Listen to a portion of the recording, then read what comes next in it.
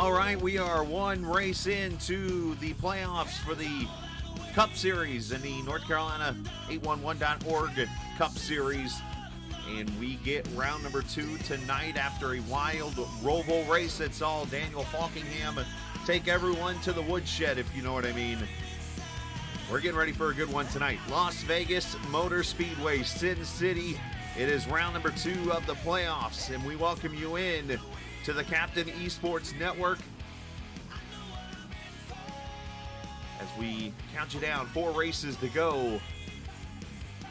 And this one of 2 straight mile-and-a-half tracks that will be on the schedule as we get you ready.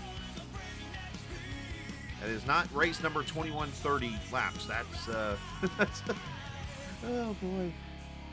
This is called, I see what happened here. Basically, I tried to make a second line. It didn't work. Race number 2, as I mentioned, around the 10 on this mile-and-a-half Las Vegas Motor Speedway. Progressive banking from 18 to 20 degrees. In the traditional iRacing weather, we'll go 130 laps tonight, which comes out to 195 miles, just like last night in the Truck Series when they raced at the Chicagoland Speedway. I'm the captain, Chris Scala, of course. Joining me, sorta, in the booth. He was actually just in his car, literally out there running some laps and getting to know some things. He's on his way up here and will join me momentarily. And that, of course, is Kevin England. As a matter of fact, we just threw the headset on him, and we're going to talk to him real quickly. Kevin, you just literally came out on track, or came off the track and somehow got up here very quickly. What are your first thoughts about this car out here on this track tonight? We got a wild one in store. Yeah, grip is going to be the name of the game here. After 10 laps, it takes every bit of concentration you have just to keep the car pointing in the right direction. These guys are going to need the ultimate focus coming up off of 2 and 4 to keep the car under power, keep the grip, and get around this Las Vegas Motor Speedway if they want to win tonight. Yeah, the word I'm hearing tonight on the grid is loose, and that is going to be talked about here a lot tonight. We'll get into that here in just a moment. We'll get to qualifying here in just a second. That is underway. Let's show the point standings, though. As we enter tonight, Falkingham leads Comstock by 6. Parker, Ryan, Coleman, Glazier, Macklin, Kelly, Henderson, and Simley. That is your order right now through the top 10. Again, it's a 5-race series, and whoever's the most points at the end will win the championship for the North Carolina 811.com Cup Series. So that is where we sit right now, and of course, we'll keep you up to date on that here throughout. As I mentioned, qualifying is underway. Let's go down here on track. And Kevin, we mentioned as we find some cars to jump on board with here, let's find some playoff drivers. Jimmy Coleman just getting out on track, it looks like, in the 54. But the word loose, that is the word I'm hearing so far out of the grid here in Vegas. You were out there for a little bit, and it sounds like it's because you're getting a lot of cars out there on track that are basically, they're getting off the throttle and they're right back to it. So the weight is not shifting to the front. So because of that, the weight's sitting on the right rear, and it's causing it to heat up and wear, and it's getting loose. Yeah, when you have grip, you can drive down in the corner and just hug that white line and drive it up off, and it feels great for about 10 laps. Then you get about 10% tire wear just in that short period of time. Right. Once it gets to that specific magic point, it just all of a sudden steps out, and you really have to be careful because if the car is sideways, you get one mulligan, but every once in a while the car will come out and you just have to chase it all the way. And we've seen a lot of guys break the toe links, and you slap that right rear tire against the outside wall, your night's going to be finished. Oh, that's one of the drinking words right there. Toe link.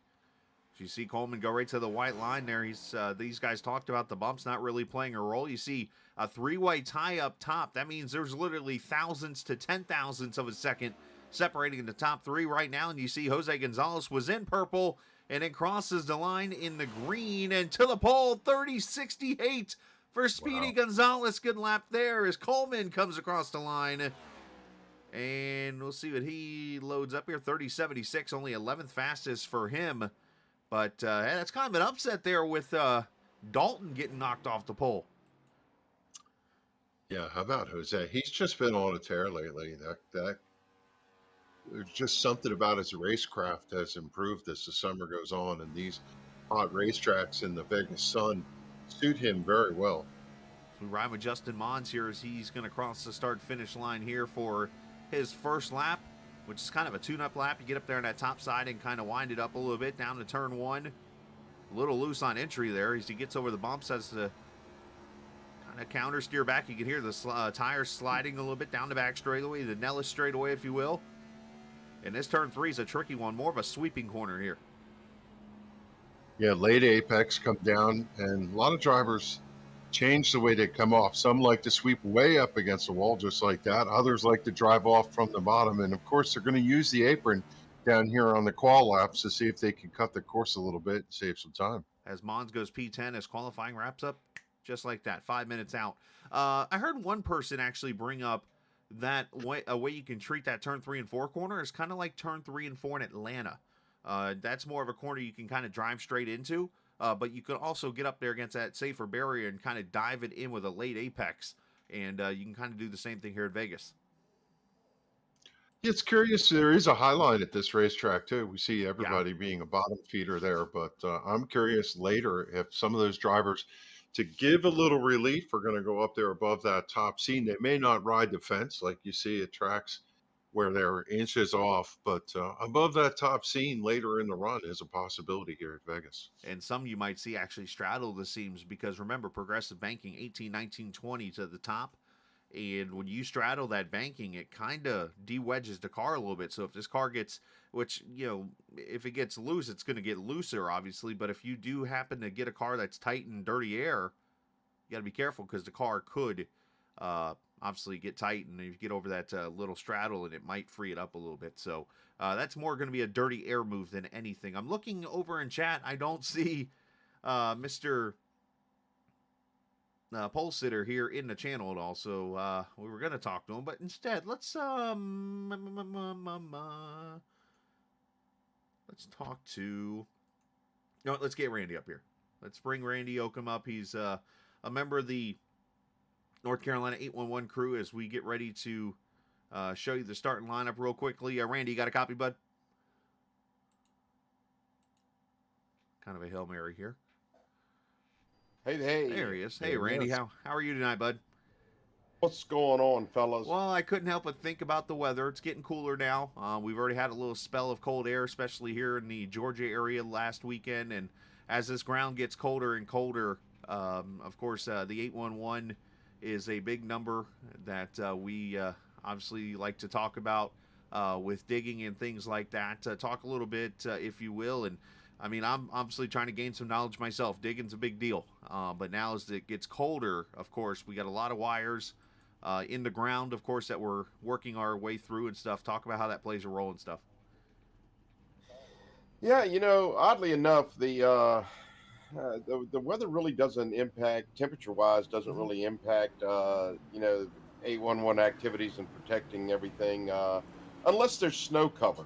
Then it can get a little bit tricky, and the people having to mark the utilities have to use techniques other than just snow and other, you know, just snow, Right. other than just paint and whatever. So, you know, a lot of people don't realize the ground is a certain temperature constantly, just a few feet under the ground. So construction still goes on, and God bless those guys out there doing that kind of work. But yeah, it when there's snow cover on, that presents some problems for the utility markers.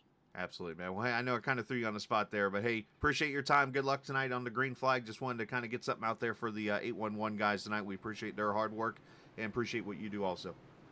Absolutely. Appreciate you guys. You too, Randy. Randy Oakham, of course, going to run the 8 car. We'll talk about him a little bit here tonight. Unacceptable, right?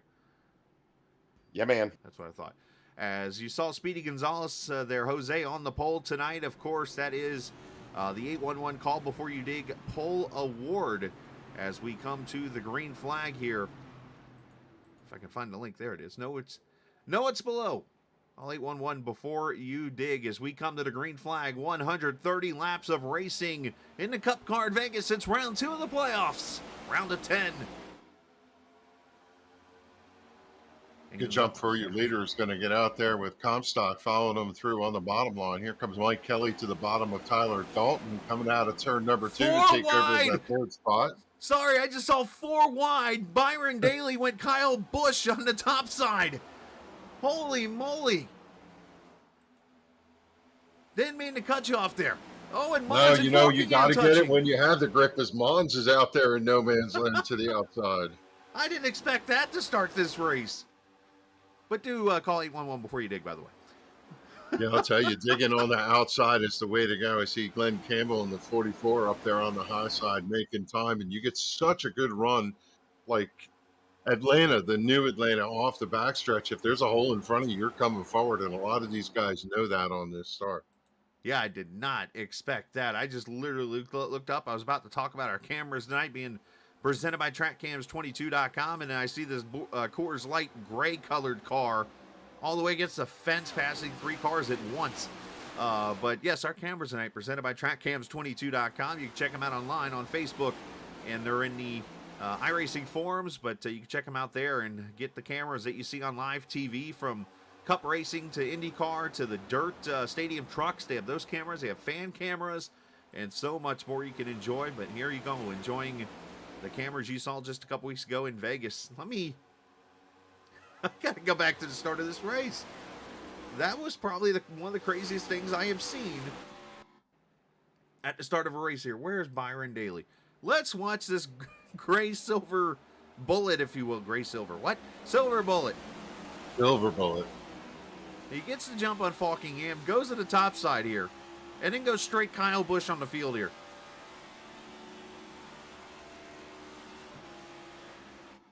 I mean, there's 4 wide right there. It goes around him. Let's see if we can get an outside view of this.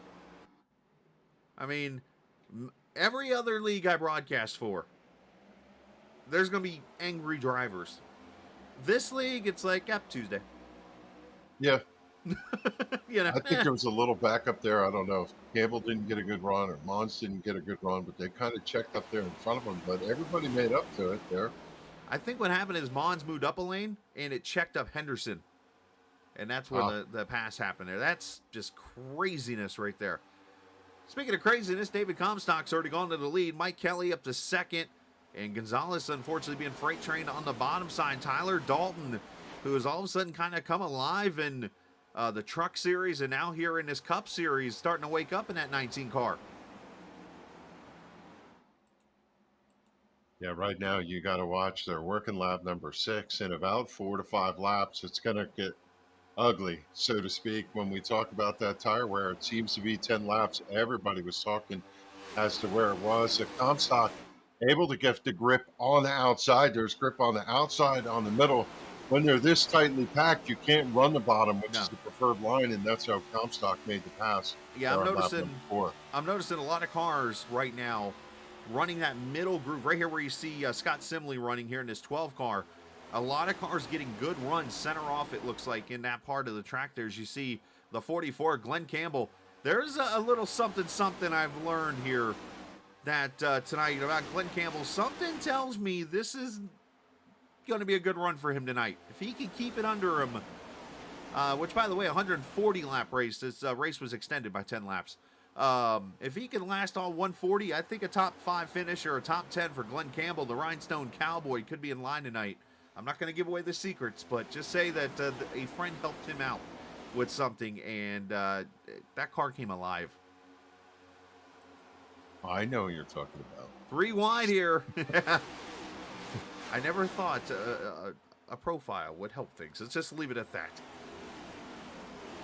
Yeah, I saw Mike Montesi down there on the apron. A lot of guys don't like to go down on the apron here during the actual race. It unsettles the car, but he's locked in right on the back bumper there of Daniel Falkingham, trying to carve his way forward. That is a very great point you bring up there, Kevin. This track, out of all the 1.5 miles that have this apron, if you will, on the front straightaway, this track is the notorious one for getting loose on it. Yeah. I don't know why, if it's a worn-out surface thing, if it's a whatever. If you go to Kansas, you go to Chicago, you go to Kentucky. Kentucky's a little treacherous because they got manhole covers down there. But here at Vegas, you go down there, you could get loose and could get sideways, and I don't know why that is. I don't know if it's just a setting for the track or what the deal is, but this is one of those tracks I stay up above the white line no matter what here, unless I'm like qualifying.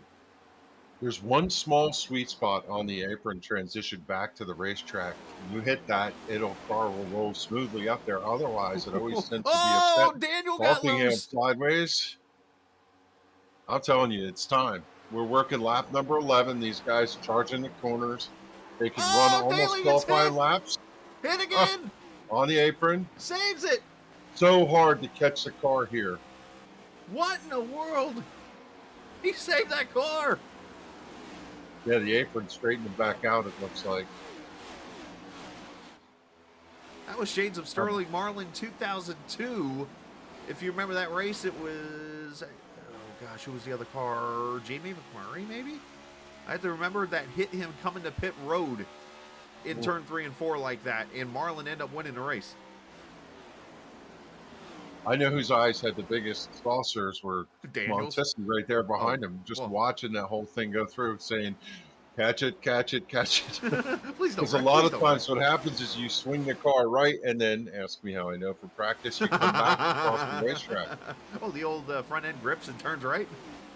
Yeah, I got chewed on by Joey for crashing them on the long run in practice, thankfully. Oh, wow. Change for the lead here. Laser goes down underneath in turn 3, carves that wide line. Yeah, he's going to slide underneath Comstock and come back and lead lap number 14. Already, yeah.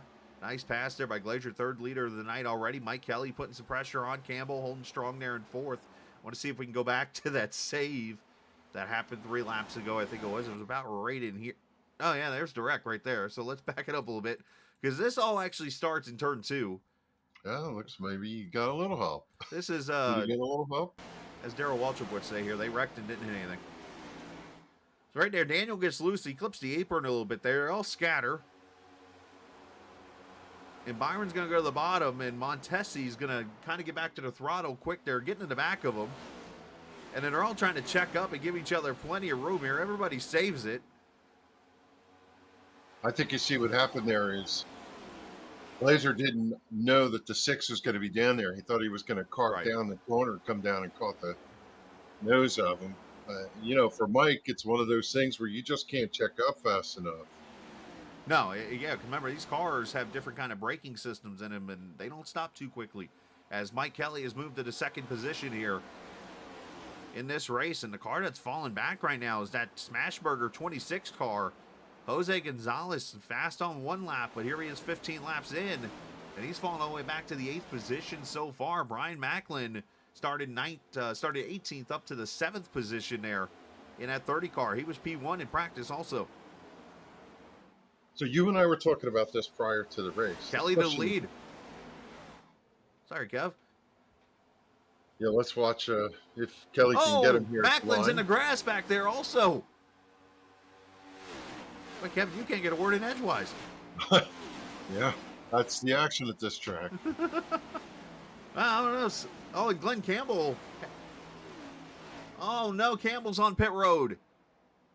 He must have got loose off the... Something must have happened with him.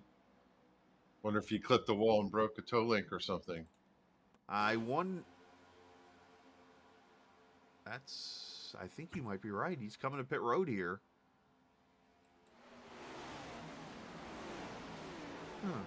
I shall investigate. You were saying. I'm sorry.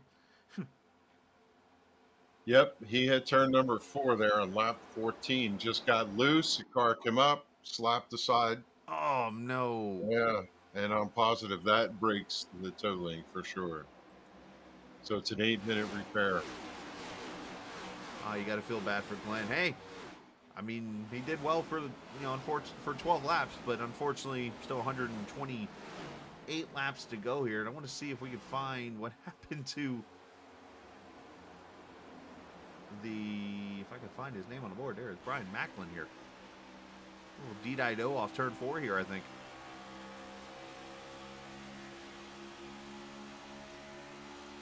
Wasn't here.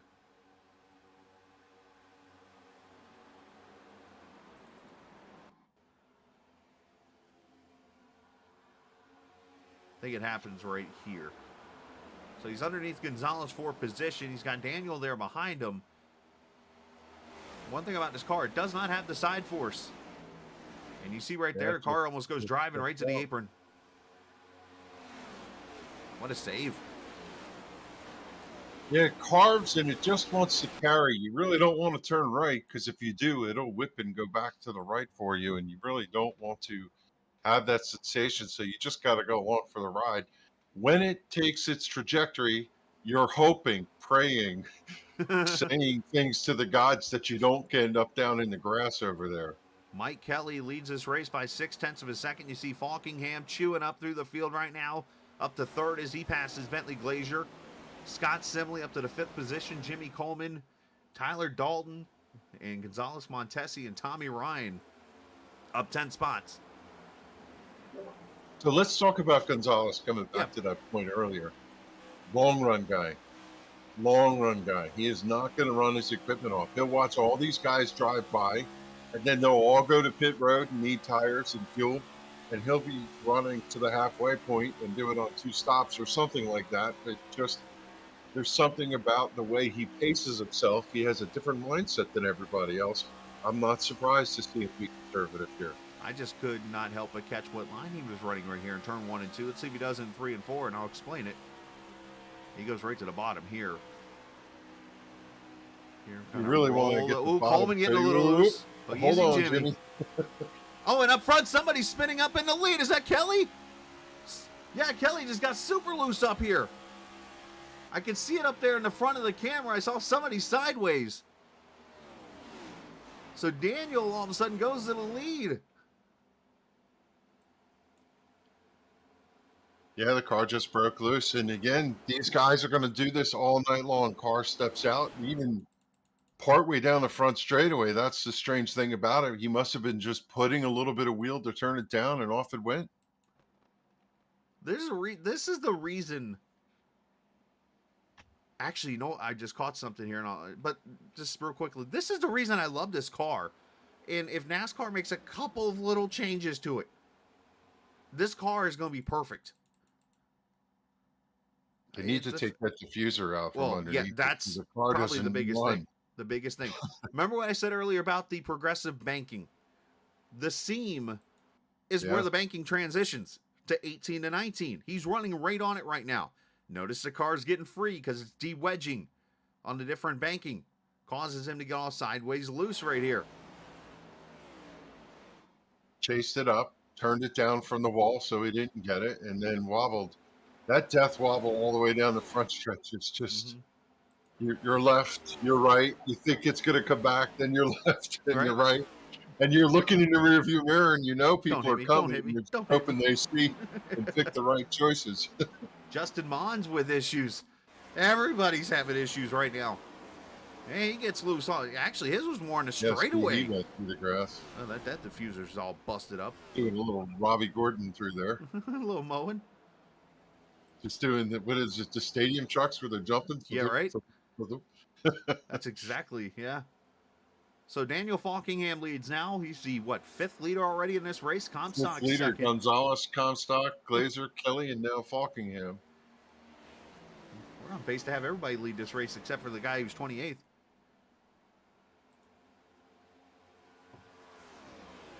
Just saying. You are in the standings. 28th, I have to win.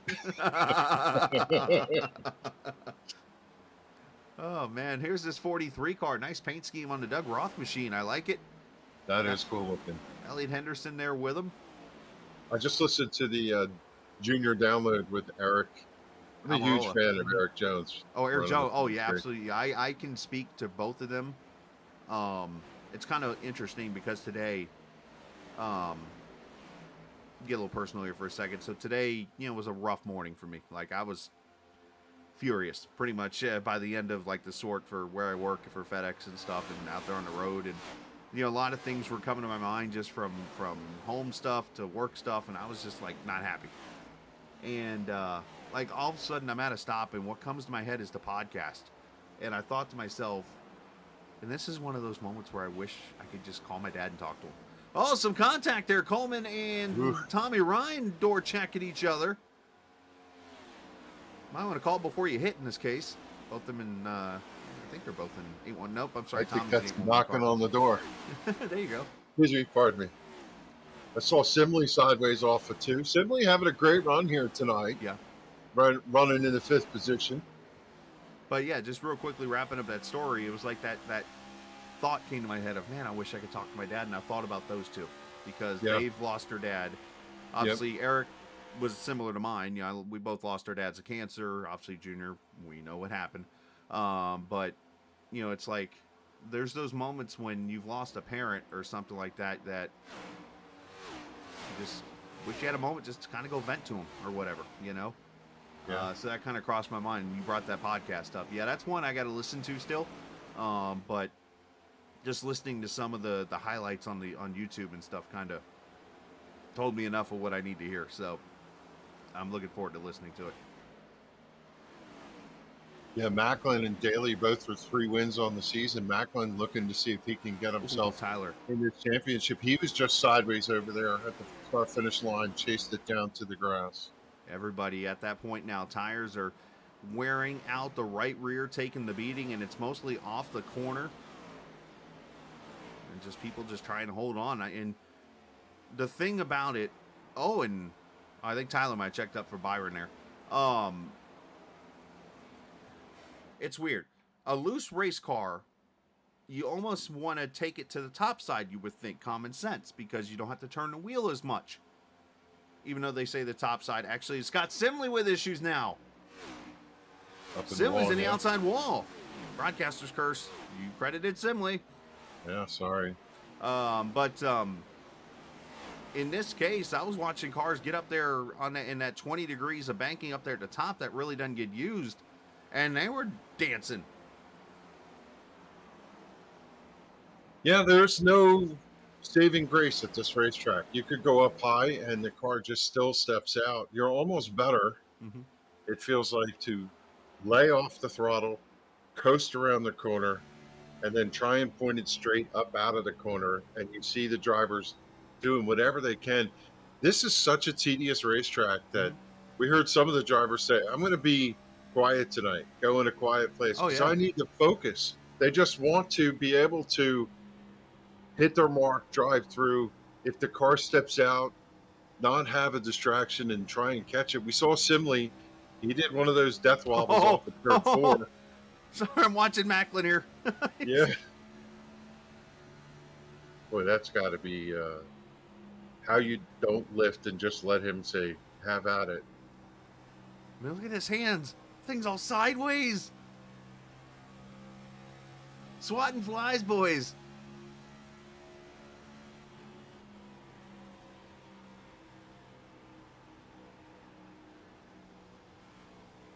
Yeah, Macklin with that scare earlier just gets back up on the horse, now still trying to drive through. He's running 8th right now, looking to see if he can chase down Mike Montesi, who's having a good night. Mike, we thought he was going to have a good night. He looked fast in practice, consistent on the long run, and here he finds himself hunting the top 5 in that number 6.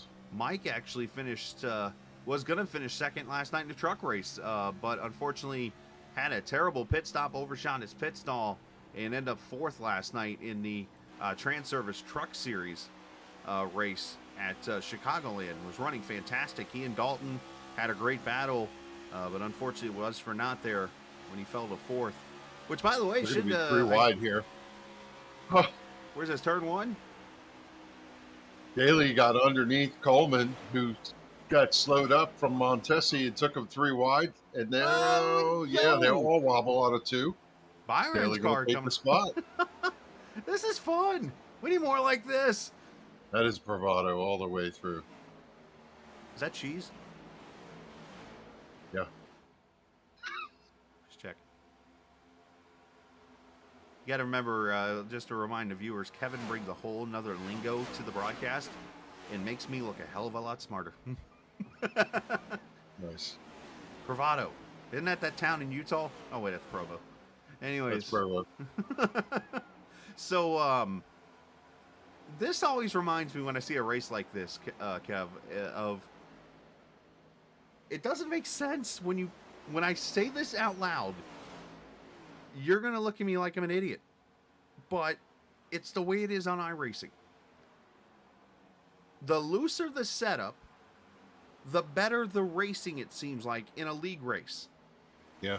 It doesn't make sense. Not in NIS. In NIS, they spin off of every corner. You see cars down on the apron. Right. But these guys have the talent and acumen to put just enough throttle they could drive out of a loose condition and hustle the car. Watching Byron Daly, every corner he comes out, that tail is wagging, but he is on the gas. Some drivers like Tyler Dalton prefer to be loose, self-proclaimed. Chad Coleman watching in chat. He's like, get on that wheel, Byron. Yeah. Now, but yeah, going back to what I was saying, though, you would think a car with more grip would be easier to control, would help you race harder and produce better racing. But instead, it's you kind of controlling your own car and fighting it and that kind of thing that ends up producing the better racing. Again, doesn't make sense when I say it out loud. But it's the way it is. It's Justin Mon's having more issues. He is wrecked over in turn 2.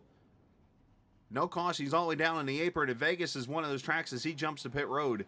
Vegas is one of those tracks that has a very loose zone when it comes to cautions. Yeah. You can spin on the back straightaway to the infield, and it will not wave a caution, where if you go to like Chicago or Homestead, that yellow's coming out immediately.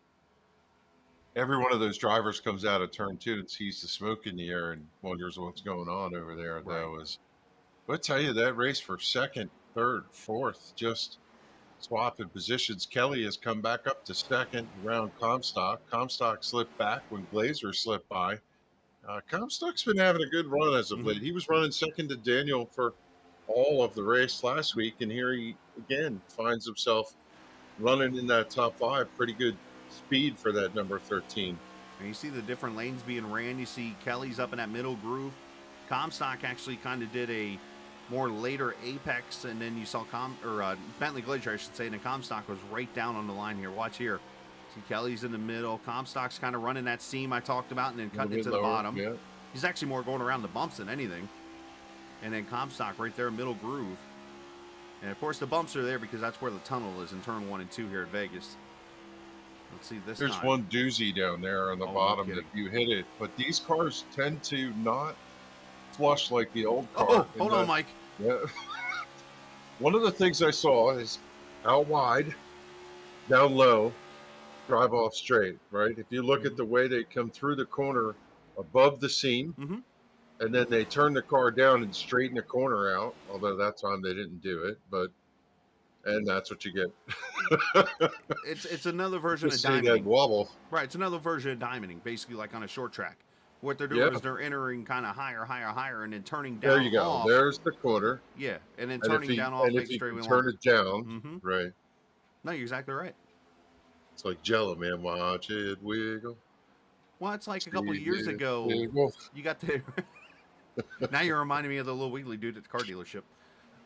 So the it reminds me of Richmond a couple of seasons ago. I remember the Cup Series race there. I think it was Joey Logano was one of those cars. Oh, Montesi in trouble. Montesi's on pit road here, so he's going to throw some tires on this thing. I'm very curious to see what his tire temps were here.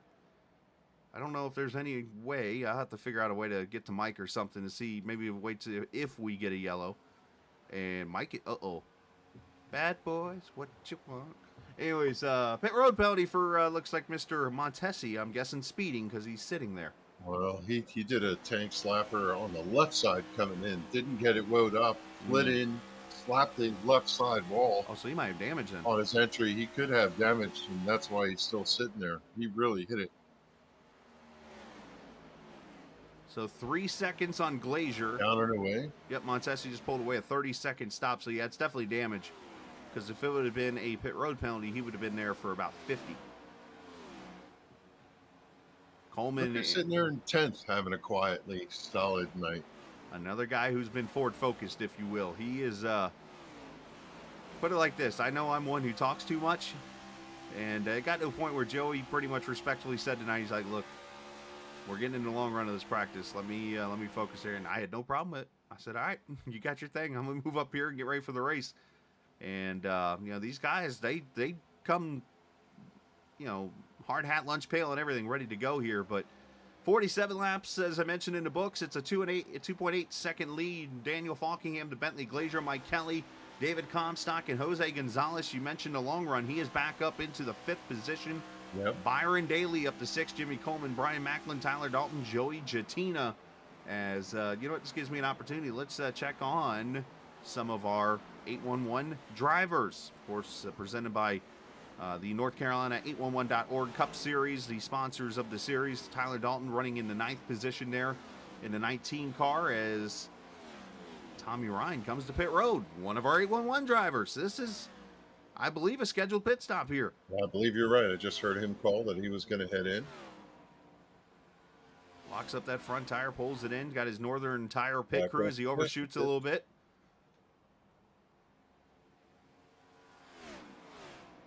Right side tires on. Unfortunately, can't see the pit crews.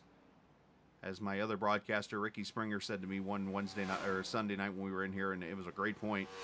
He's like, you realize how much framing you would need if you had pit crews on every crew out here? Yeah, just true. I didn't think about that. It's fun when you're in the car running VR and the guy comes around the front bumper. It looks so real. Hey, you probably like flick them off, don't you? Look at these guys pitting here. 21 is in. The 2 is in. 2 I'm not surprised with, but yeah, Tyler Dalton is in, tires and fuel. Lap 49, right at 100 to go. So obviously these guys splitting up mostly 50-50-50. Or I guess in this case 50-50-40. 50-50-40, yeah.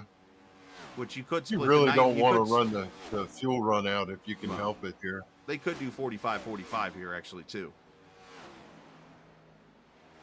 So Dalton pulls away. I think iRacing needs to, and I'm sure they will, work on the pit times for this car because you're pretty much seeing regular, 9, 10, 11 second pit stops now on pit road in NASCAR, and we're still in the 14 and 15s here. Scott Simley bringing it hot to pit road. Watch out for the cone. Yeah, that's, I think that's going to be a speeding penalty on the 12. Nelson Rivera coming in for service. Elliot Henderson. Here comes Hollifield in the 1. Doug Roth, Robert Frary, and Holyfield, as you mentioned. All these cars in lap 51 to pit road. Going to watch Simley here real quick, see if he gets a speeding penalty or not. This is a solid night here, running 17th for the Smith & Wesson Chevrolet for Ron Hollifield. Having a good night. Right side tires going on. Ron's been over racing in the, and can't confirm, by the way, a Scott Simley speeding penalty. Holyfield's been running Friday nights over in the All-American ARCA series that you see here on the Captain Esports Network, and we've had a little rough luck over there. So good to see him having a good time here tonight, as that's a whole different class of animals over there in that series. I'm sure Casey's watching tonight painting something, so he's probably painting his next Casey Kane livery. Let's see, they're running Talladega this week, so he's probably going to run that 07 paint scheme, I think it is, the one that was pushing Brian Vickers when Vickers made the run and took out Junior and Jimmy Johnson in turn 3 and 4. On the backstretch, yeah. I'll probably run that one. All right, so 53 laps complete, just less than 90 to go here. You probably, what was your fuel mileage you saw in the car when you were running? You could go 60, 59, 60, I think, depending on how much you eased off the throttle some, as Jose Medina gives up 12th position and goes in for his service. Funky Cole Medina in a California 811 car. Look at California. That's cool. I like it. Me too. We were racing 5 Mile Point Speedway, which, sorry to say, is closing this year after 50-something years on Saturday night. And the Sim500 team was having quite a chat on Facebook Messenger about different events and driving. And I tell you, these guys, they just live and breathe this. They love this racing stuff. And it's a lot of fun to be in and amongst this community. Just a great crew. You know, as I'm listening to, I'm looking at this paint scheme of the 24 here, and I can't help. I want to get a close-up view here, so I'm going to throw on to one of the chase cams here. You know what this paint reminds me of? It's the exact replica of it. You go back to the 2002, 2003 Richmond races when NASCAR ran the Looney Tunes cars. Yeah. So the first year Jeff Gordon ran that ridiculously awesome, my favorite paint scheme probably of all time, Chrome Illusion Bugs Bunny car that Starling Marling took out in like 40 laps. The next year, he ran a bluish Bugs Bunny car. And That is a Roadrunner motion. replica of it right there. Oop, As look at the 06. Daly trying to get to pit road. But that right there Oh, is like Jatina a gets up replica to of it. Yeah, Jatina 5, coming in. 10. That is an awesome car. Yeah, they were neat. But I'm just saying specifically, the way Jose did that car, that's awesome. I like it. T-Rex was my favorite. Of course it would The be. red one with the... The one that broke all the rules, and NASCAR said, don't bring this Yes. car ever back again. You know, look where Brian Wertman's running right now. Running 11th, Mhm. doing what Brian Wertman does, just kind of pacing himself, save his tires. You want to know how many laps you could run on Brian? He's going to run it all the way to the end. Oh, Wertman will run that Lap same set of 57. Wertman will run that same set of tires to 140. You kidding me? As Jatina leaves pit road, David Comstock is in. You see Ed Burrell still on pit road. Wonder if he had some Yeah, problems he's been getting off. his Sorry, I keep stepping on him like ridiculously rude tonight. No, he had issues earlier in the race. He's been off track for about 30 laps or so. Burrell has. Yeah, him and, of course, Clint Campbell and Doug Sigmund and those guys off the track right now. As you see, the 13 pulling away. Good stop for David. And look who leads. Jose Gonzalez. Top 4 have not pitted yet. 5 of the top 6. The pit stop cycle, by tradition, always ends when Brian Wertman pits. Yep.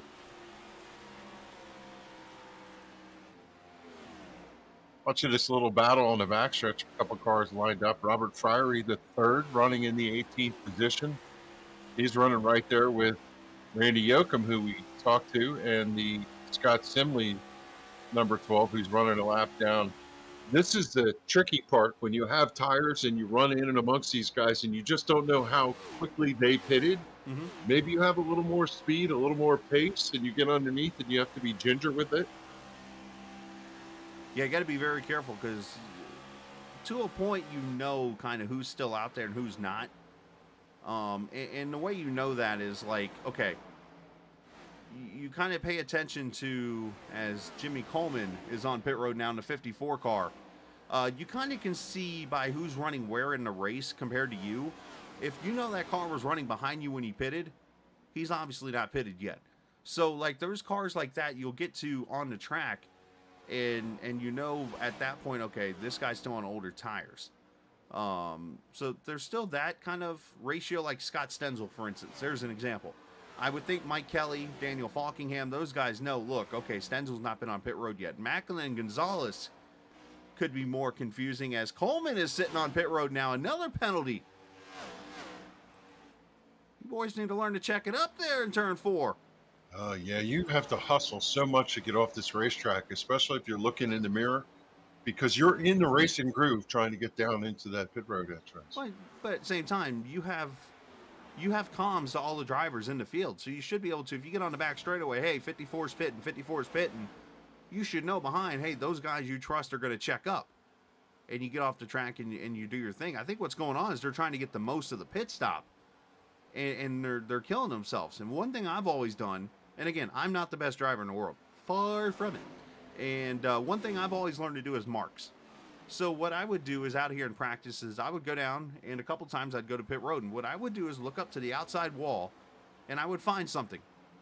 So for in this case, I would probably find maybe that neon garage sign I just saw there in the middle of 3 and 4. Yeah. To be my breaking point. And I would try it out. If I sped, all right, too far. Go to the next sign back. And that kind of thing to find where my mark would be. And then, of course, run a few laps so that when you get the worn tires, you can kind of see where you would go. And that's you're always looking for some sort of marker on the wall. Yeah. Changing the fence, something. That white line right there is crucial. And when I'm in a truck or an Xfinity car here, and even probably this Cup car, that white line in the turn 3 is probably my mark of getting off the gas or are braking into the corner. Let's see here, turn 1, for instance. I'm trying to, I think it's the wall mark right about here. There's like a mark right there into the corner. You can let off and kind of roll into the throttle. But either way, Every track has its own characteristics. To your point, right? You see those white dashes. Sometimes they use them. Those are the driving instructor track pieces. Some of them have lines go across. Some drivers look for that black, where the tire marks come. Like it eases out here. It's clean gray racetrack. When you get into the corner that starts to turn black, that's where you let off. There's so many different marks as Macklin goes to pit road. I would Every like, track you try and take your notes, right? no, absolutely. And I would like to have Jose Gonzalez's car inspected for fuel. Brian Wortman's on pit road with Macklin right now, and here's Gonzalez still out Okay, there. 64. 64. Yeah, Colchi Gonzalez, he's a horse of a different color or something. He always figures out how to do this type of thing. Easy there, Seabiscuit. As Gonzalez comes to pit road here, lap 65. So That's a Wizard of Oz reference. See the Wizard of Oz? Yes, I have. Yes. It's my sister-in-law's favorite movie, so I've seen it 1, 2, 10 times at least. Kind of like Singing in the Rain. Never saw it until I met my wife. And there he is.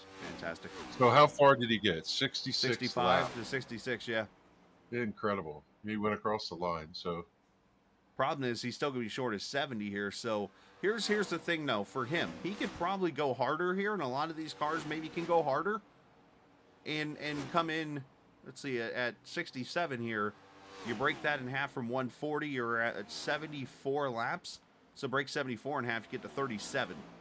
So you don't have to go, obviously, as hard as some of these other cars, or you can go harder than some of these other cars and maybe get some track position out of it. So, but let's take you through the field here. Just gonna allow Kevin to get himself a little drink here real quick. Daniel Falkingham leads by 0.2 of a second over Mike Kelly. Kelly is there. I think this was actually a pass that just happened for the lead here, because Daniel pitted 7 laps later, and you see him kind of walking away from Kelly. Bentley Glazier right now, 3rd position for him in the 18 car. And then we go back to a car that pitted at lap 47. And he's probably going to get freight trained along with Tyler Dalton. And that is Tommy Ryan, one of the Virginia 811 cars in the 99 car, running in the 4th position, make that. And then back here, well, it was Tyler Dalton running 5th, but here come the fresh tires. So David Comstock now running in the 5th position. So that's top 5 cars now, all playoff drivers. Byron Daly going to take the 6th position in the 06 car. Tyler Dalton running 7th. Nelson Rivera, one of the long-established drivers in Sim500 history, in that 22 car, running 7th. Or make that 8th. Elliot Henderson and his Elliot Henderson Graphics, number 37, running 9th. And there's Joey Jattina, the boss man, in the fully fledged 811 car, running in the 10th position, having a great run in that 14 car. Issues for Jose Medina. He's off track on the front straightaway. Bugs Bunny went to go in the grass a little bit. what's up, Doc? No kidding. And I say that jokingly. It's actually the 811 call before you did car, but he gets loose there too. He's going down there and check the marking. He was jumping out of a hole. Doug Roth running in the 11th position there in the STP 43 car. Robert Freary the 3rd, or maybe we call him RF3, kind of like RG3. Running in the 12th position. Randy Oakham running 13th there in the Virginia 811 car. Brian Macklin, 14th position for him. Not having the run he likes, but still plenty of time to go. You get a caution or two here at the end of this race, you'll see that 30 car up in the top 5. Mike Montesi, 15th position. One of a few cars that got caught speeding on pit road. He runs 15th right now. These guys are just shy of being a lap down right now. Jose Gonzalez with the freshest tires of them all, running 16th right now. He's going to be doing a little Linda Ronstadt here through the field. Can you guess the song? No, darn it. Blue Bayou. Oh, Blue Bayou. Very nice. Mike Montesi, as I mentioned there behind him. That's Charles a dad joke, sorry. Big time. Charles Woods running into 17th position in the 40. We got probably people watching like, who the hell is Linda Ronstadt? Oh, come on. I'm just think about the age thing here, man. I'm just saying. I know. Go look it up, folks. Yes.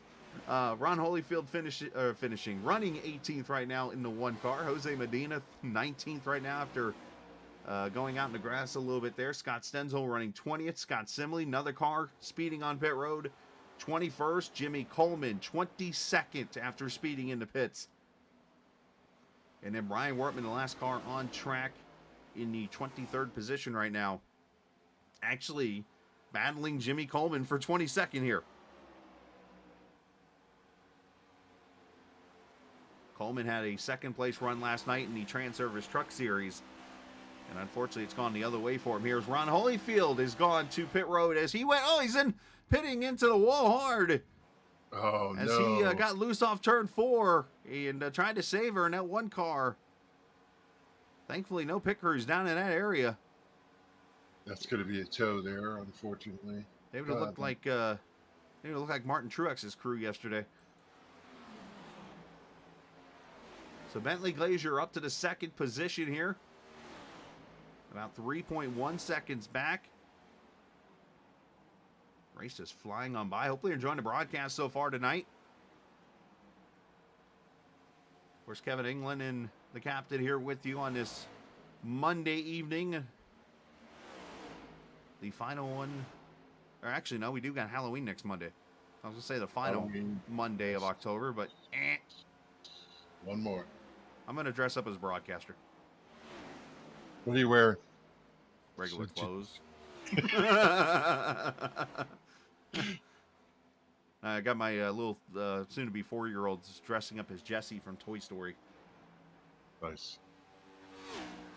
You know, I look around this racetrack and I see the conveyor belt. That doesn't mean it's any easier than what it normally is, but you know, here you have drivers running different speeds, challenging each other, and you know, like last week, we see Daniel Falkingham comes up out of turn number 4. He's got clear racetrack in front of him, but you catch these gaggle of cars, and you could just look from the view how much these drivers are working in the corner.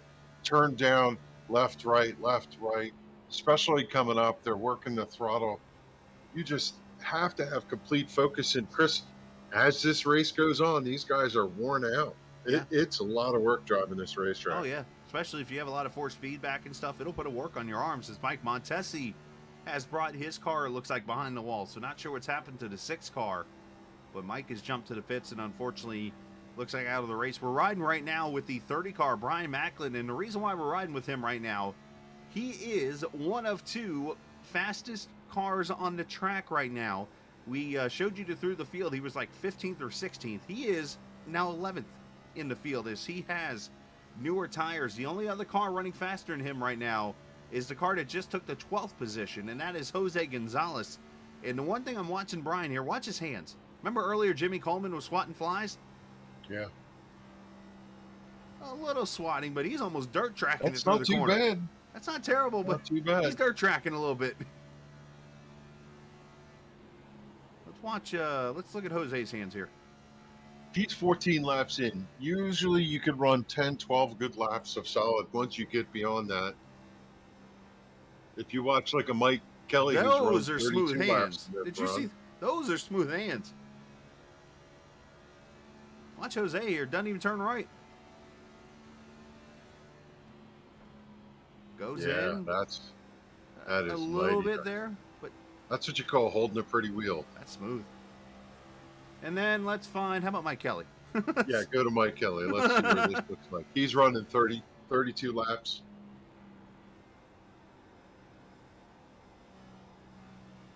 Oh, you can. Oh, hold on, Mike. You can hear him playing the throttle, but that was turn 1 too, and that's those bumps over there. He were was beautiful. 166 miles an hour going through that. The craziness here.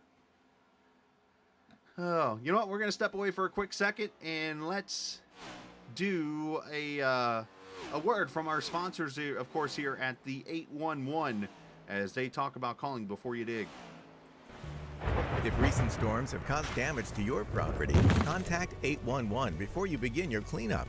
Buried utilities around uprooted trees can make a bad situation worse if those lines are not located before digging. Electric, natural gas, and internet lines are everywhere. And knowing where they are is the safest way to start any digging project. Call North Carolina 811 by Yeah, I'll be dialing back in a bit. 811 or by using single address ticket on NC811.org or the NC811 app.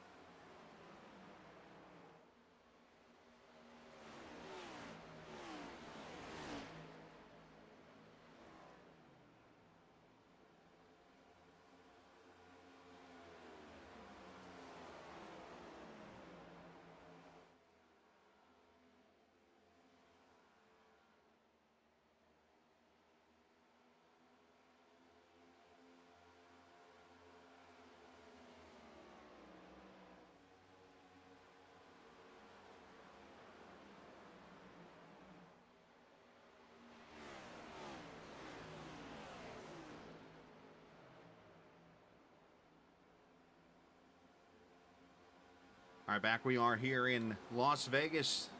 You can just see the cars fighting out there as we got Tyler Dalton here right in front of the Joey Jettina car. Going to be a battle for the 9th position here at Las Vegas. It is the second race of the round of 10 in the playoffs to decide who is going to be the champion of this North Carolina 811.org Cup Series. Of course, you saw the spot about calling before you dig. If you're ever in a situation where you feel like maybe your family's wanting to put something in from, I mean, it could be anything from a swimming pool to a satellite dish. If you're one that can't put it like up on your railing or whatever, you got to put it in the ground. That situation. If you're one that's the old school clothesline user, anything like that, you always want to call. Even if you're only digging a couple of feet, you want to call because you never know what's down there. And of course, more and more with time, they are digging up and putting fiber cables and internet and stuff like that in the ground, not so much in the air anymore. So be aware, call before you dig. Every state has an 811 number that you can call. If you're in North Carolina, just dial 811. California, dial 811. Florida, 811. You get it. And make sure you do so before you dig. As we watch David Comstock inside of Mike Kelly here. 3rd position. Caution is out with trouble for Jimmy Coleman. The race just gets worse, unfortunately, for the 54. Killed it there. Coleman, who unfortunately sped on pit road, and a playoff driver, unfortunately, has put himself in a big hole now as caution at lap number 88. I'm at a loss as to what happened there. Can you tell? I didn't see him hit anything. He's off the pace over here on the back straightaway. Oh, he hit the wall out of turn 4 and then trying to get back to pit road spun. You know, I wonder if something was broke on his car. Yeah, he broke the toe link. He got sideways, did wall slapper, got right to the end of where the safer barrier starts on the front stretch, and he was just trying to limp it around and get to the pits when he lost control. Right rear caught the banking a little bit there to de-wedge the car and spun it around. Just a tough break there for Jimmy. You know he's going to feel terrible about that, but just unfortunately a rough night there. But you know, he's still got a few laps here to make this a good race for him. So hopefully he'll go get that car fixed and go from there. But here we go, leaders on pit road. Not the final. Well, it's going to be close to the final time here. 50 laps to go. Actually, it should be the final time with tires and fuel here. Yeah, I have a feeling we're going to see more cautions as this race progresses, and therefore these guys have tires. They're going to take them every time they have a chance. Race off pit road going to go to Daniel, and then Bentley Glazier going to come out second. Byron Daly third, Tommy Ryan in the race for fifth there. I think Comstock edged Kelly for the position. This gives me an opportunity.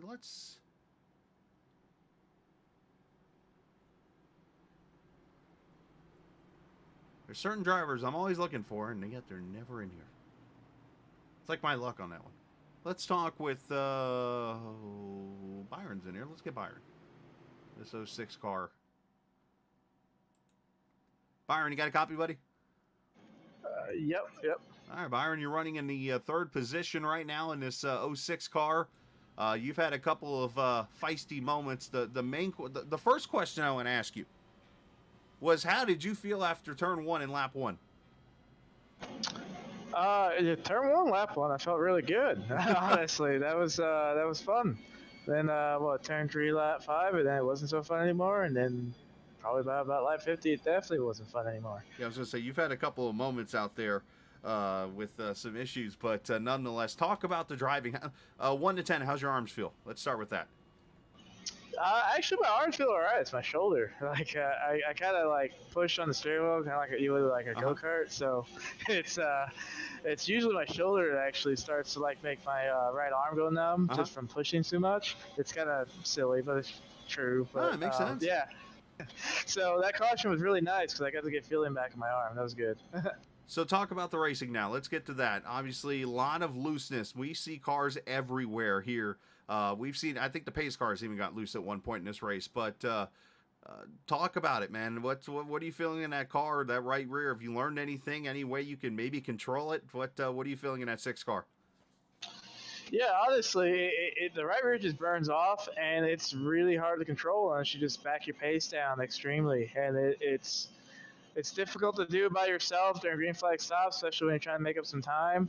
That slide I had at the first run, that killed me. Like, it's crazy how, it was a big slide, but that was enough to really do me in for the entire run. So it's going to be about trying to save a bit of rubber left to, have something to fight with, but at the same time, you can't give up that free track position on these restarts. So it's going to be an interesting compromise here coming up. Speaking of compromise, I got to ask the question here. We're coming to green with 48 laps to go. Is there any chance that you see, if probably not you, but any chance you see people in this field maybe split this run in half, though you can make it all the way on fuel to put new tires on? I can see that. I'll tell you what, the risk in that is the fact that we always seem to get a late race yellow, and then you won't have tires left. So, I mean, the person who does it will probably win, but I don't think you're going to see too many people do it. We'll find out. All right, man. Well, best of luck. Appreciate your time in that 06 car, and get that shoulder wound up a little bit there, bud.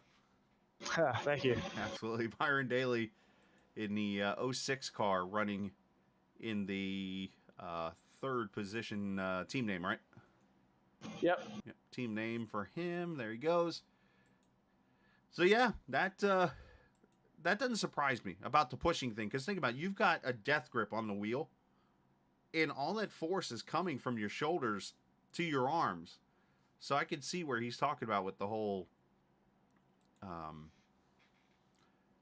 maybe getting some pain in the shoulders. But one thing that we're going to do with some of the people and viewers right now is we're going to maybe give them a little pain in the ear in a nice way. We're going to turn it up. As we go racing here on lap 92 in Vegas. It's been fun. Now we get to put the speakers on.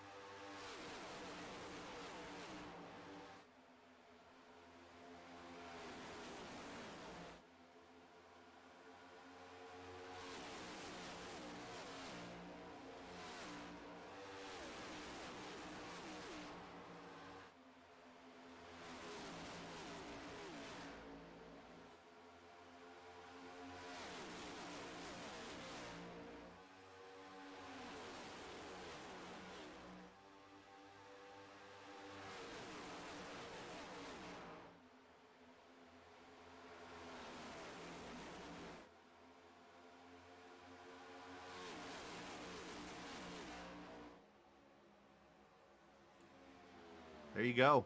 And as you see, the fan cam, I talked a little bit about it a bit ago. Basically, what they do is simulate if you were a fan in the stands. And here you are at Las Vegas sitting between turn 1 and the start-finish line.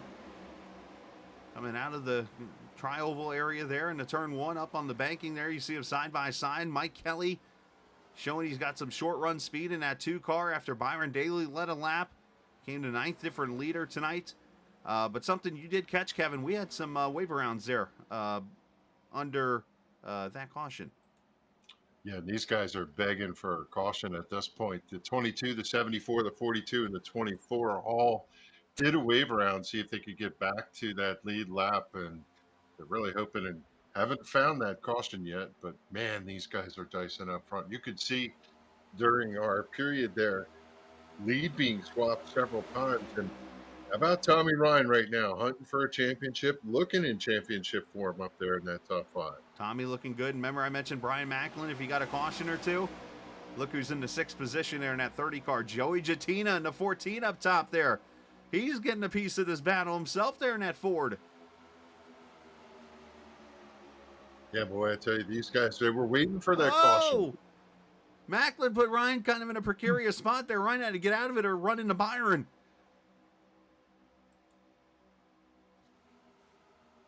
I thought he was going to get up there and give Daniel a little tap, tap, tap. The way he had it run off that corner.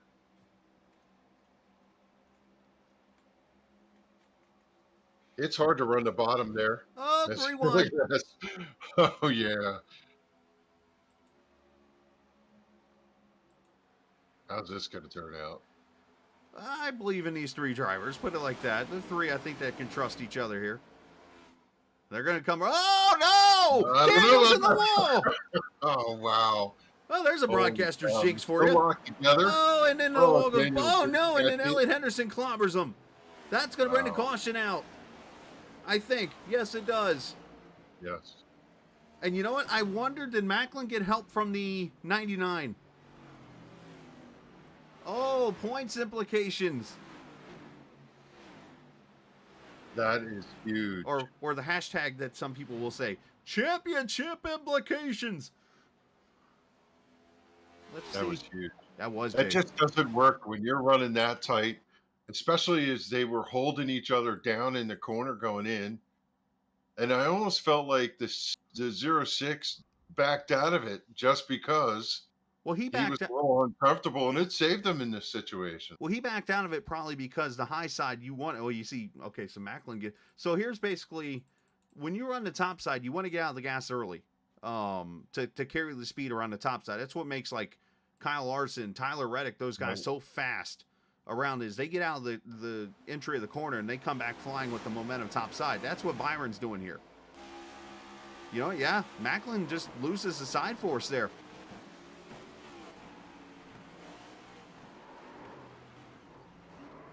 He's along for the ride. There's just nothing you're going to do there. We do got pit stops happening. We'll show that here in a second. But let's some reason, probably because it took a while the caution to come out. I have to back up the replay a little bit here. Let's go on board with Macklin, and let's see. I'm going to go gyro, which is the...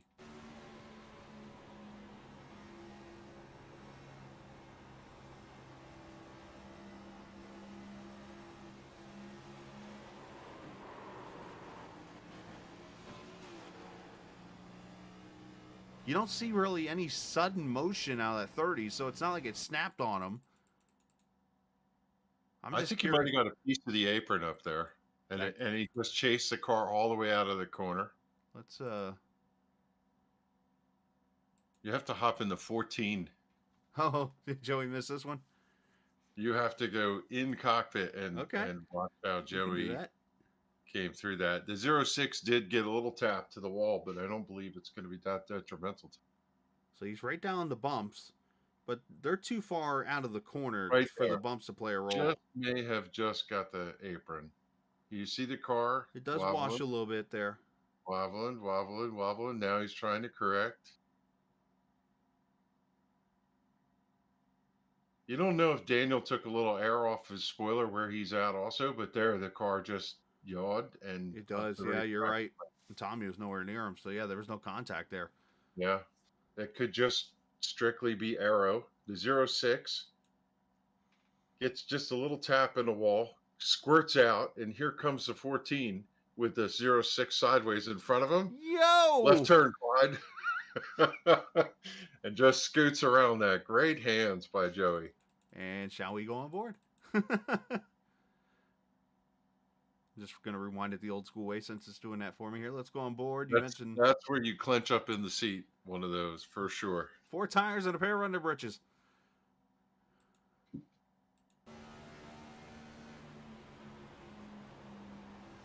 You see Daniel holding him tight down there. That might have had a little play in how that turned out.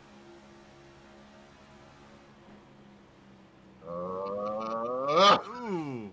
There might have been a slight bit of contact there. Could have nicked him. But But you know if what? he did, it was a 2 bits and a shave there. You actually get a really good version, a good vision here. Watch up front there with Macklin here. Right there, he gets loose. Yeah. You know what I think happens there, as I see it now, he does wash up the track. He puts a lot of wheel into it. And I think when he does that, the back end comes around. And that's what creates the accident here. And here, pit stops. Looks like the top 4. Obviously, Macklin, we know, is going to come to pit road here. Yeah, we see Ryan, Kelly, Glazer, Macklin, Yoakum, Scott Stenzel. Florida, Scott Stenzel went in. This is great news for a couple of those drivers that we were talking about out in the back with their hands full on worn tires. Brian Wertman comes back to the lead lap. Stenzel comes back to the lead lap. Just paid dividends for them.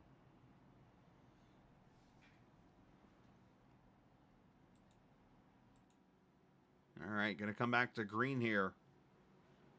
Again, round number 2 of the race at 10 here at the virtual Las Vegas Motor Speedway next week. Oh, I can only imagine. If it's like this at this track, Homestead was redone 3 years before this track was. So, I mean, older surface. Now, I did see some photos from NIS this weekend that looked, I'm going to be honest, slightly disappointing. Because we saw how the race was, where people were all over the track, but it looked like it was mostly a one-groove race in NIS. So I'm hoping that's not the case next week. We go to Homestead Miami Speedway. As we go back green, as you mentioned, Wortman, Medina, Charles Woods back on the lead lap here. We're going to have a blast at Homestead, I promise you. Oh, I believe you. First on tires, by the way, Tommy Ryan, 6th position, and a 3 wide mid-pack. Look out! Almost 4 wide again. Are we in the playoffs? Yeah. Couldn't fool me. New lease on life for that 26 as he charges the second right now with fresh tire. Doug Roth up there There's getting a little no 3 racy. wide over there at turn 1. Roth to the outside. Oh, Ross He's in the wall. fence. He almost ran into Joey, and he jumped up out of it and got up in the wall. Yeah. He gathered it up, though. Can you get a Darlington stripe in Vegas? Let's see. What we maybe the Sin City stripe? Simpson, that's a good one. Okay, I was trying to think of something. Or do we call it the Las Vegas Strip? Lost wages strip. That's Instead what of the we'll call stripe, we call it the Strip. it. That's a good one. I won't tell you what's going through my evil mind. Now, easy now. They're easy there, Wayne Newton. All right, so Mike Kelly. Oh no, it wasn't that. Well, no, I'm just thinking of a Vegas person. I'm so biting my tongue, chewing on it. It hurts. Mike Kelly, he's got a short run car here. He's got that 2 car, that PPG Mustang, running pretty sporty. Maybe he should have put the Pennzoil colors on that car today. I mean, it only did win the race last week. Spoiler alert for those who ain't seen it, by the way. It's just fascinating to see where they choose to run when they have fresh tires. Like several of them carved right down the Yeah. bottom, but Mike Kelly's running right there on that seam, wide on the exit coming off, and that's going to allow them to go through, but he doesn't seem phased by it. How about Tommy Ryan here with Yeah. the charge? Tommy That Ryan. Camaro will hook tonight. Is this Tommy's night? As they're 3 wide back here with Macklin, who's all of a sudden, the car's come alive after pancaking it off of Falkingham. Don't think that these guys don't know that Buckingham is out. 10 wins on the season, and he's not going to win tonight. So door is open for anybody. And remember, the biggest key to this whole thing is Wortman about when dancing. The biggest key to this whole thing, wins do not advance you. It's points. So right now, Daniel Falkingham is the second worst. No, I'm sorry. He is now the worst finishing car in the playoffs right now in this race. We were talking about this just a couple races ago. It only takes 1 or 2 bad races, and unfortunately, for some reason, that black cloud comes to Daniel about 3-4 races to go, and thinking maybe this year would be the year he shakes it off, but here, this is going to be a really big hole to dig out of. I see what you did there. Thank you. Speaking of dig, 2811 cars up here battling at the front is Kelly and Tommy Ryan. Just swapping out the lead. Bentley Glazier kind of sitting there lurking. So is Brian Macklin. Macklin's dangerous in this kind of situation. That Transurface Toyota, it just pop up there and steal a win from you in a minute. You know, I kind of mentioned a second ago, when you get a couple cautions, that 30 car shows up. Now, granted, he was part of that last caution. Some might say even the cause of that caution. But either way, he was able to get the car fixed, get some tires on it, and here he is now, third position for the 30. I know these top 4 are amazing, but I always look back just to see who else is running in stealth mode. And how about that 42 Scott Stenzel running in 5th? He was a lap down and went around and took the waiver out, and now he's running top 5. And I would not be surprised. At 115 laps, we saw how much tire wear makes a difference. You got a long way to go here and a short time to get there. That 42 might have the right strategy laying back. And not to mention, see that sponsor on that car?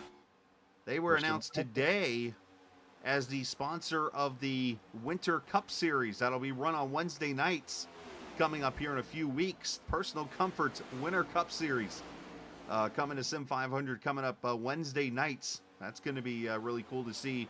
There will be no sleeping for that title. Just put it like that. But nonetheless, how about we talked about 5th place here. Let's look right behind 5th place.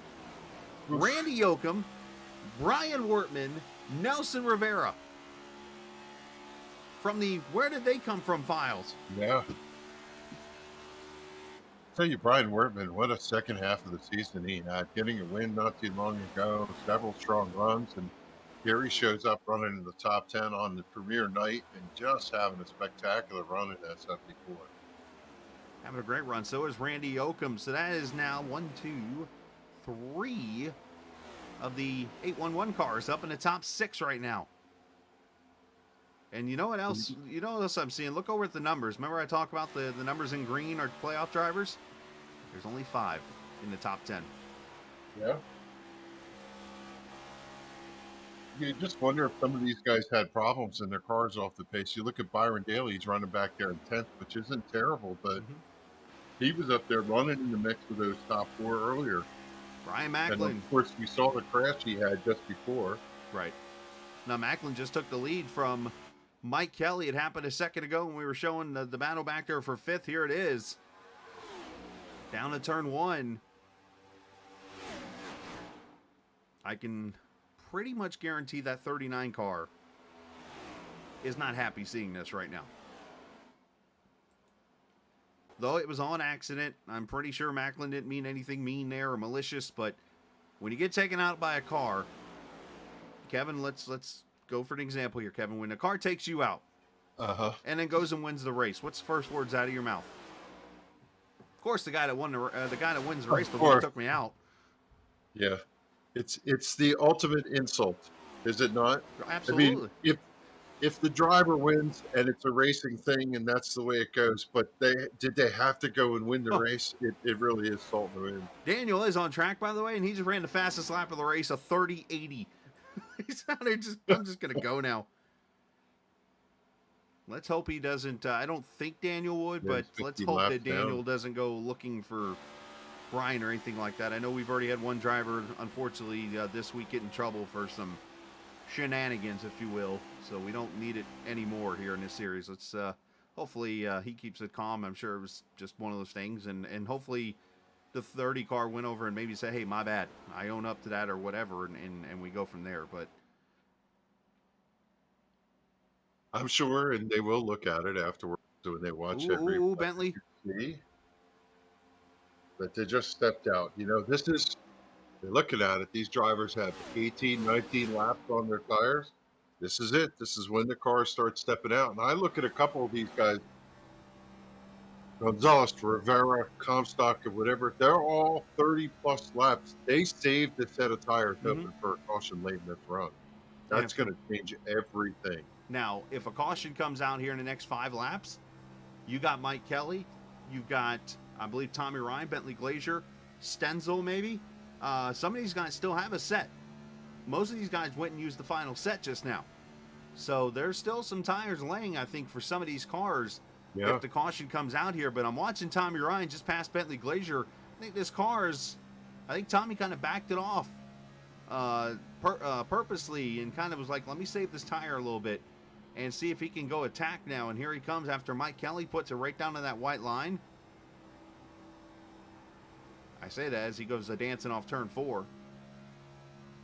There's a couple givens in this league. You can watch Beasley on a restrictor plate track and know he's going to be good. And you can watch Tommy run on the long run, Jose Gonzalez on the long run. They're going to be good. They know how to save tires, and I like what that 99 has underneath of it. Yeah, looking pretty sporty there in that Chevy. About six. Quite a tussle out the window here. We're looking at the 06 trying to get underneath the 22. He was able to wrestle that position away. Now the 13 has a little speed and it's trying to chase him down. Tyler Dalton trying to become part of that party. These are all the guys here that I think are waiting for a caution because they still have the set of tires sitting in the pits. That's why they're at a disadvantage right now. And you're seeing cars like Brian Wortman, Randy Yoakum, Scott Stenzel. Those guys make passes here for position. They went in and got those newer tires, and they are hoping this race stays green because then they're going to steal some points from some of these drivers. And a night where you didn't really expect this to kind of get shaken up has it's got its shake to it. Almost, as I like to call it, the old Yahtzee can shake into the race here. And bake. There you go. That first I'm telling you. I have to wonder if the 74 has a set of tires in the typical 74 fashion. Let me think about Not this. only is he running in the top 10 and 7th, but possibly has a set of tires. What? I think you are right because Wortman pitted at lap 67. Yes. He got his set of tires and then came back here at this caution at 104. So if I think we can confirm that, yeah, that 74's got a set of Mr. Feelgood sitting there waiting. In there, yeah. But these two dicing it out, 9th and 10th, Comstock and Daly here. Tyler Dalton there behind him, as you mentioned. Also, Nelson Rivera, 12th position. You know, not to jinx anything here, but another car that is kind of mellowed out a little bit after having a fantastic run. 15th position, Joey Jattina. You know what? Yeah. I wonder if he got some damage on the nose. Because he looked really close to that car if he didn't hit it. Now, I don't see it here, but you never know. I just see that 8 car just wagging the tail, boy. He looks like Dad just came home and is happy to see that car. It's just sliding all over the place. So I watched Daniel Falkingham go by. Daniel was right in that mix, and he's running, well, entered turn 1 right behind the 99 of Tommy Ryan, who is peeking underneath Kelly for second. There he goes. 811 cars battling it out here.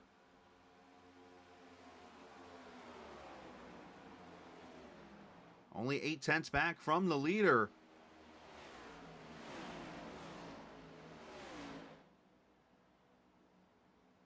Everybody wobbled coming off that corner. It's like a hoedown dance.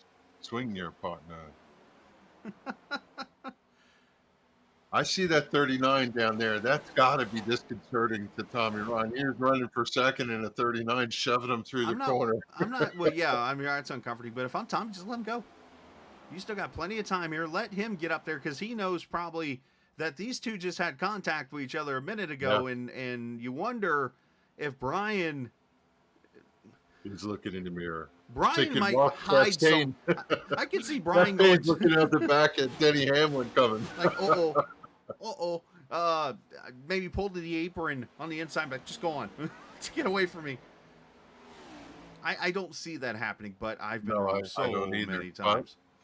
But we just have to wait till he passes cleanly. Bentley Glazer running in fourth is starting to muster a little bit of a charge. I'm parking the bus right here if I'm Macklin. Just go. Yeah. That's exactly what he did. He gave plenty of room. Go on. Oh, would you like some racetrack, Mr. Falkingham? Please be my guest. Classy move on Daniel's part not to do anything. That is a really smart move on both of their parts. Now, it did allow Tommy to knock off about 0.3 of a second there, and not to mention, you know what I could see here? The Bristol deal with Larson and Elliott. How about the Roval deal? Could we see Daniel back up Macklin to Tommy Ryan here? Because Daniel's not driving away now. Yeah, and he's going to mess up the air for the 30 running down there. 30 has no air on the nose. Tommy gained a 10th there. Say that 3 times fast. Don't do it. Tommy gained a 10th. Tommy gained a 10th. There. You're forgetting there.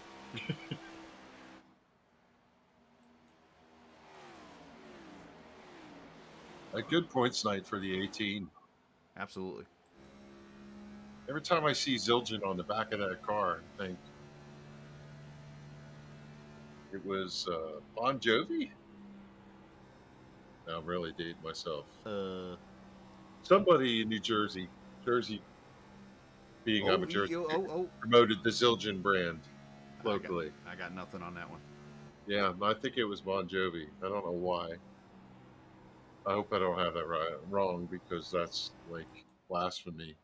That's where you can check out the book of They, a.k.a. the internet.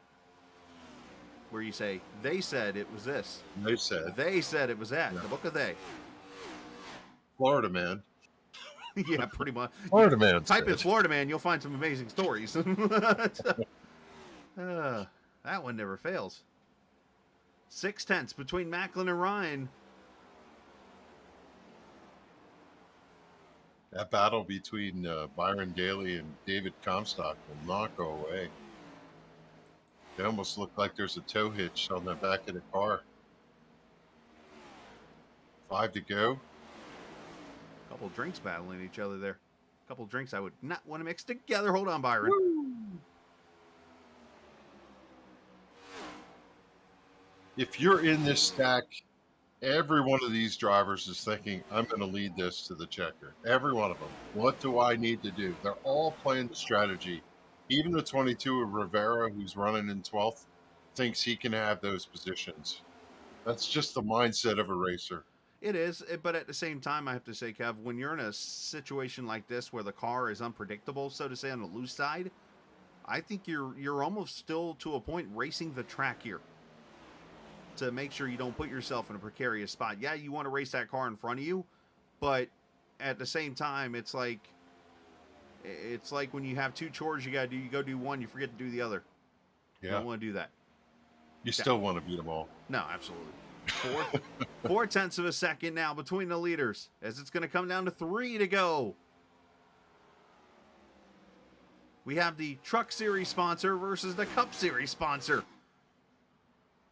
Catching them's one thing, passing them's another. The question is, will Tommy Ryan put a bumper to Macklin if he has to? Tommy, a great run off 2. 1 out of 2. We both saw the same thing. He just digging up out of the corner.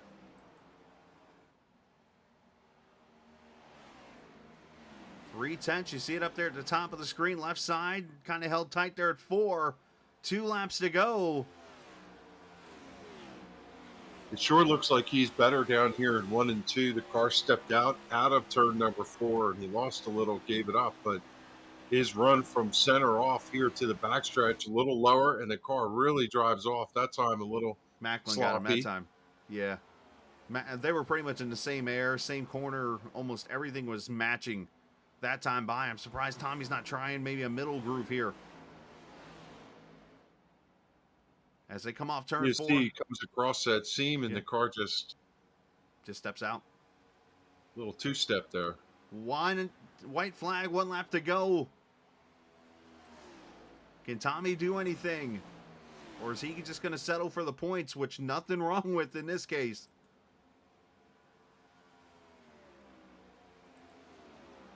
Brian Macklin. Unfortunately, a little cause of an accident just a little bit ago. Going to come off turn number 4 and hold off Tommy Ryan as round 2 of the round of 10 goes to Macklin in Vegas. Tommy Ryan, Mike Kelly. Yeah. Yep.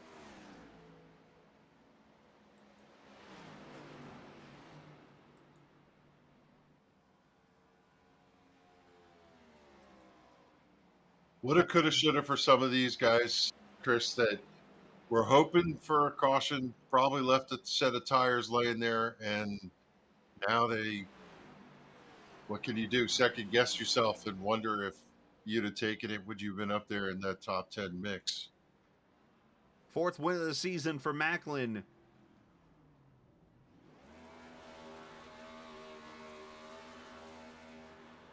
Gonna burn it down. What a great job by these guys tonight. Those cars were such a handful, and the fact that they were sideways coming out of the corner just about every lap, people banging off the wall, and yet 1 caution for the whole evening. Just an incredible run by this field. Can I throw out there that this track might actually be a track that could host a Cup Series final down the road? Can I throw it out there? Yeah. I think it's the perfect city. Temperature's right. Right in the month of November. Not too hot, not too cold. Nobody's Great melting. atmosphere. Yeah. You ever been to this track for real? This is a cool place. They got like 15 racetracks, racing venues on this actual. They got the 4 wide drag strip, dirt track, go-kart tracks. If you've ever, we went there and took the tour. The facility is spectacular. And not to mention Nellis backstretch with the jets flying over every time. It's a cool racetrack. I agree with you. I don't know why someone isn't looking at this as the series finale. I just thought about it. I mean, I would be totally fine. I mean, I know it's not happening, but I pulled Joey up here and say, Joey, let's just do the last 4 races here, or 3 races here next 3 weeks. Anyways, Macklin wins this thing over Tommy Ryan. You see the top 4 all playoff drivers here. Bentley Glazier finishing 4th behind Mike Kelly. Randy Yoakum with a top 5. That's 2 unacceptable guys up there. And as a matter of fact, that is 3 811 cars in the top 5. How about that? Scott Stenzel finishes 6th. Brian Wortman, a 7th place finish. Jose Gonzalez, 8th. David Comstock and Tyler Dalton gets a top 10. Nelson Rivera, 11th. Byron Daly, 12th. Jose Medina, 13th. Doug Roth and Joey Jatina, 15th. He's going to be probably disappointed in that. Charles Wood, 16th. Scott Simley, 17th. Robert Frary, 18th. Rounding out the field here. 19th going to Jimmy Coleman, and I just totally stepped on you again. Why don't you go ahead and do the rest of the field? Sorry, I was paying 20th. attention to something else. 20th was Elliot Henderson. Daniel Falkingham, 21st tonight. Ouch. Mike Montesi, 22nd. 23rd for Ron Hollifield.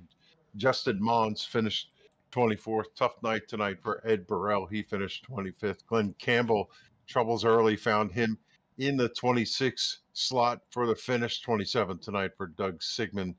And there was no 28th place guy. That dude sitting right here on the microphone. Well, technically, it wasn't a 27th either because it looks like Doug didn't start the race. So, unfortunately for him. But, man, what a race it was. And we saw numerous lead changes, numerous leaders, so much battling, and plenty of drivers to talk to here.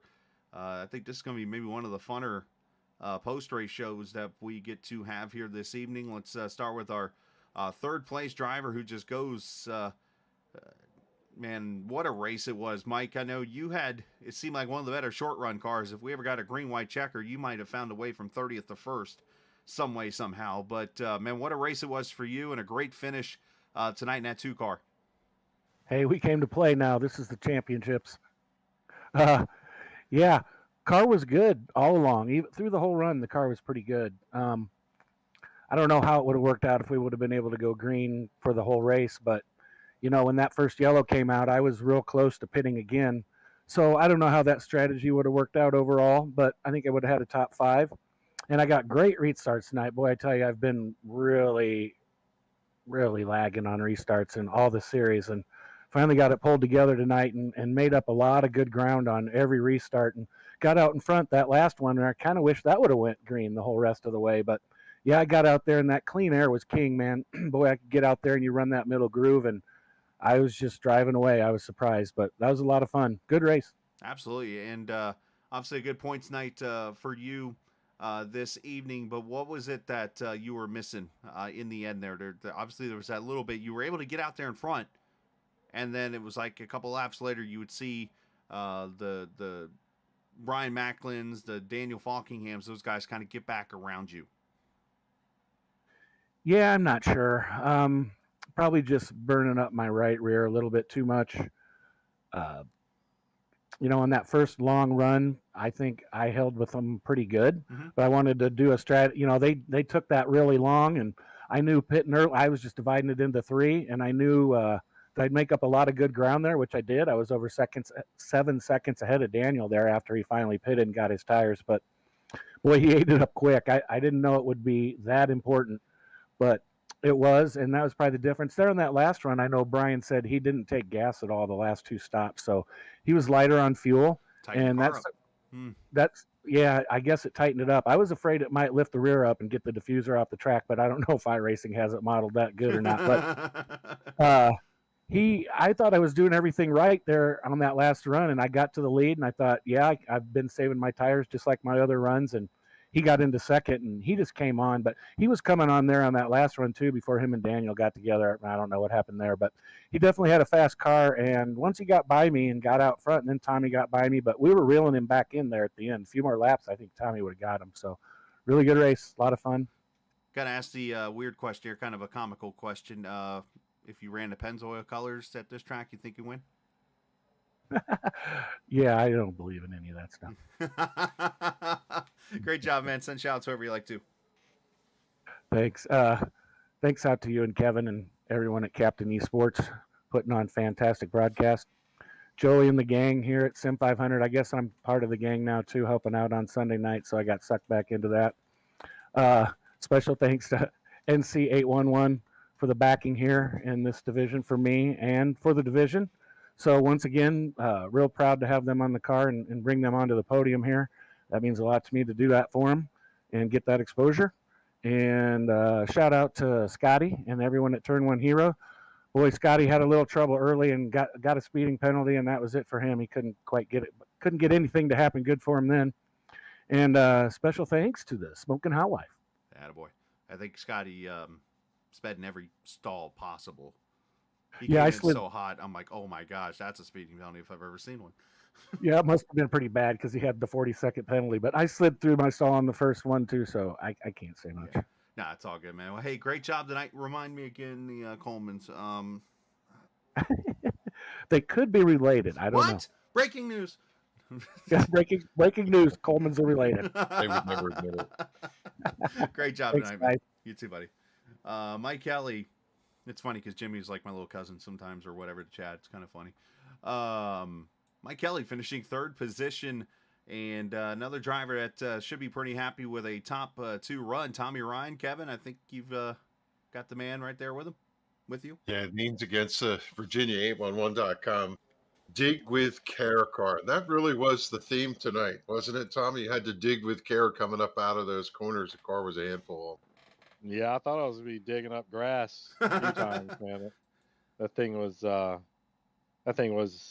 handful, to say the least. It was probably the hardest setup that we've driven all season. I would say probably in the last couple of years. I just never knew what I was going to get center out. I didn't. I drive the car the same way the lap before, and I would get a different result every single time, and it was just like you were just on pins and needles the whole time. Such a strange feeling, isn't it? You come across the corner, you know, afraid to put any throttle in it, but you know you eventually got to hammer down, and every corner is a little bit different. How do you feel about that? Your pace in the long run itself, since we had such a long run to start this race. I was, I mean, I came up through the field pretty decent, and I think got somewhere in the top 10, top 12. And then the inconsistency just took off, and I was junk. I could run 3 laps, and make time, and then I would literally smoke the right rear off an exit and lose everything I worked for in the previous 3 laps. So it Yeah. was really frustrating. I was welcoming the caution that we had, to get it back and try something different with fuel or something. You and And everybody else. yeah, I want to ask you, take us through that final run at your headspace. You know, you're so close to chasing him down, yet every lap you were just trying not to tag the fence. How did that work, trying to chase Brian to the finish? so once we took off, me and Randy were my teammate down there. We were talking. It's like, man, if this thing goes green, we're golden. It's over. And once we took off, I wanted to get around Mike Kelly. I needed to lead a lap to get a point, and I said I just need to get a bonus point, and then I'm just going to chill out and not drive over my head and keep the right rear on it or left rear, because that was the one that was wearing worse than any of them. Left rear, yeah. Yeah. So once we got in there, I found my rhythm and my comfort zone of what I felt like was probably going to keep the tire on it. And then Mike kind of fell off, and then I set sail for Brian, and it was just like, and I was right there. And if I gave it any more than what I was giving, and you saw probably on the second to the last lap, I got loose out of 2 and out of 4. Yeah. And it was just like, yeah, I mean, it's there. I can't get any more. I need him to slip just enough to let me get a run on him. And it just never came about. So it's really close. I'm still trying to get a win in this series this year, but it's freaking hard. Yes. it's really freaking hard. And you got to have some pit strategy, like what happened there, to kind of put yourself in position. But still, man, I mean, everybody that runs up front here is super quick, and you can get to them, but can you get around them? And that's the hard part. But overall, man, a really great run. I'm not going to be pissed that I finished second here. The way my car was acting, I was probably a top 15 car. So I'm really, really happy, and I know I gained some points. So I'll sleep good tonight. You brought up a really good point that we didn't talk about during the show, which is it drives off the left rear. You just absolutely wear that left rear out. Was it better at the bottom of the racetrack, through the middle of the racetrack, or did you just put it in and wait for it to land? I don't know. I couldn't get any confidence anywhere on exit. That's a testament in itself right there. That statement. Yeah, it was literally like if you knew your right rear was getting ready to blow out and you're on cords, and you just didn't know which corner was going to happen, so you just kind of holding that wheel, just like, when's it going to go, when's it going to slip, and here we go. Well, mission accomplished tonight, Tommy. Second place finish, and like you said, you got to hold your head high heading into the next event. Anybody want to give a shout out to? Say hello. Oh yeah, obviously Virginia811.com. They've been putting their stuff on my car all year, so thanks for that. And obviously, where you start digging in your yard, first you got to go to northerntool.com and go buy you a shovel, and then make sure you call that number before you start putting that thing in the ground, because you could tear some stuff up or possibly kill yourself. So please don't do that. There you go. Tommy Ryan, second place, heads to Homestead with a lot of confidence.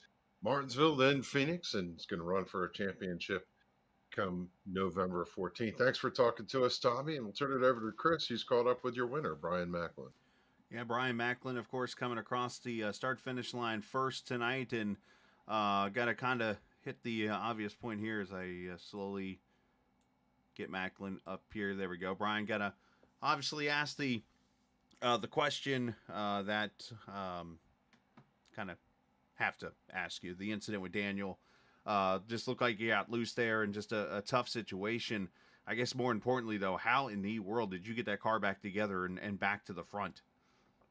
Oh yeah, first of all, I do gotta apologize for that incident. I was going for it. It's the championship round. We're trying to race for the championship, and I dug myself a little bit of a hole last week at the Roval. I think I came in like 7 or 8 points below, and you can't give up any points to Daniel. He's so good that you just can't give up any points to him. And I had a shot to take it 3 wide and get underneath of him, and it worked. But this car it's so unpredictable, and it just got really, really loose on corner exit, and I was trying to go for everything I could, because if I could clear him and get that clean air, I felt like I could hold him off, and unfortunately I just got a little loose there. But yeah, the car actually wasn't too bad when I came to pit road and checked it out. I wasn't too worried about the damage. I was more so worried about taking my last set of tires when I did, and then a caution coming out later, but it worked out in the end. So let's talk a little bit about that move, because you make the move to the bottom. When we looked at the replay, Kevin and I, it kind of looks like your car maybe washes up a slight bit, and it causes you maybe to put more wheel into the car. Is that kind of what you felt there at that moment, or was it all loose there from the bottom the whole time? It was a combination of a little bit of everything. I was pushing the car really hard at that point of the run, trying to get to the front, because clean air is key. I think anybody that's been on this sim for a while now knows that. And I knew if I could just get that clean air, I could probably at least maintain and give myself a shot at a good finish. And I pushed it really hard. It definitely started sliding up the track, and then it just snapped on corner exit, and Daniel was unfortunately there. We'll talk about winning this race. Obviously a big one for you, 4th win of the season, and you get this win into the playoffs here. You got 3 races to go, and with the unfortunate incident there, this battle really, I think, just came alive. Yeah, as unfortunate as it is for Daniel, it did really open the championship battle up for everybody. I do have to stop real quick and just say thank you to Scott Stenzel, because if it weren't for him, I wouldn't even be in this championship battle. I was in Florida back during the first round of the playoffs, and he let me rig. So if I didn't get to run his rig, I would have missed a race and I wouldn't have been here. So big thanks to him. But yeah, it's a big win. I mean, I didn't even realize I had won 4 this year until you said it. But yeah, definitely going to try to carry this momentum into the next 3 races, and just got to go in there and try to run picture perfect races for 3 weeks. Well, it's a great job on your part, man. Congratulations on this win. And next week we go to Homestead, so another familiar track to this. So I think we're going to see some more racing just like we saw tonight. But congratulations. Send some shout outs, whoever you like to, man. Hey, man, first of all, I got to thank you guys for coming on doing the broadcasts. It's been a blast going back and watching them. You guys doing an amazing job, so thank you guys. I got to thank all the sponsors here at Sim500, NC811 for being the Premier Series sponsor, and Trans-Service for being the sponsor on my car every week. Glad I can get them in victory lane a few times this year. Last year wasn't that great, so to get them in victory lane this year definitely means a lot. Got to thank all the admins here at Sim500, because without them, we're not racing. And like I said, I got to thank Scott, because without him, I wouldn't even be in this championship battle right now. Well, still a great effort tonight, man. Congratulations on getting a victory here in Las Vegas. And big momentum looks like for you now. And we've got ourselves a race to the championship. So congratulations. I'm going to go try to get it. Hopefully we'll be talking about it in 3 weeks. You never know. We'll have to see what happens. But great job out there tonight. All right, guys. Thank you. You too, buddy. Brian Macklin, new winner tonight here in Vegas. As you heard, felt bad about the incident. And but in the end, he took advantage of a situation that came alive, and he was able to get that car to victory lane here in Las Vegas. So a great race for him tonight, and seeing some other finishers maybe tonight. You know what? Here's a good one for us. Well, we can both maybe talk to him if you got any questions that come up. But we're going to talk to. I'm going to bring Randy up here, and let's bring Mr. Yoakum up here. A top 5 finish, Randy. Obviously, the strategy, the pit call there with the caution about 20 laps to go was huge, putting those 4 fresh tires on there and kicking up the 5th place finish for you. Absolutely.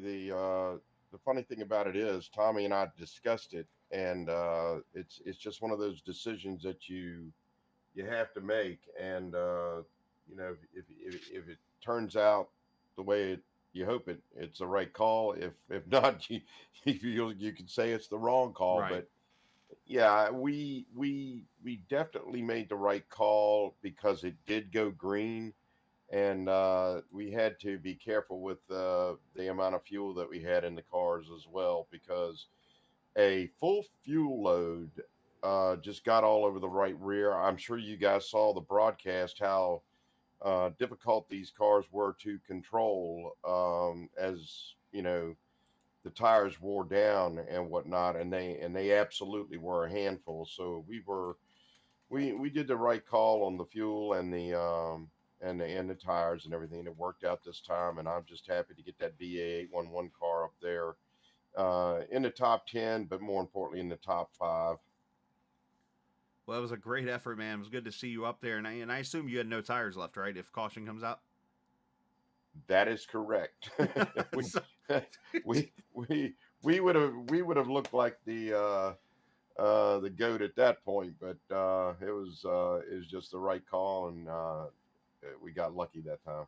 Hey, sometimes it's good to be lucky. Sometimes I know you've had your ups and downs this season. We've seen some wrecks that we could look at each other and be like, how in the world did that happen? And then we saw some good finishes out of you, but the 5th place finish here, definitely a highlight for you this season, man. Congratulations. Throw some shout outs out there.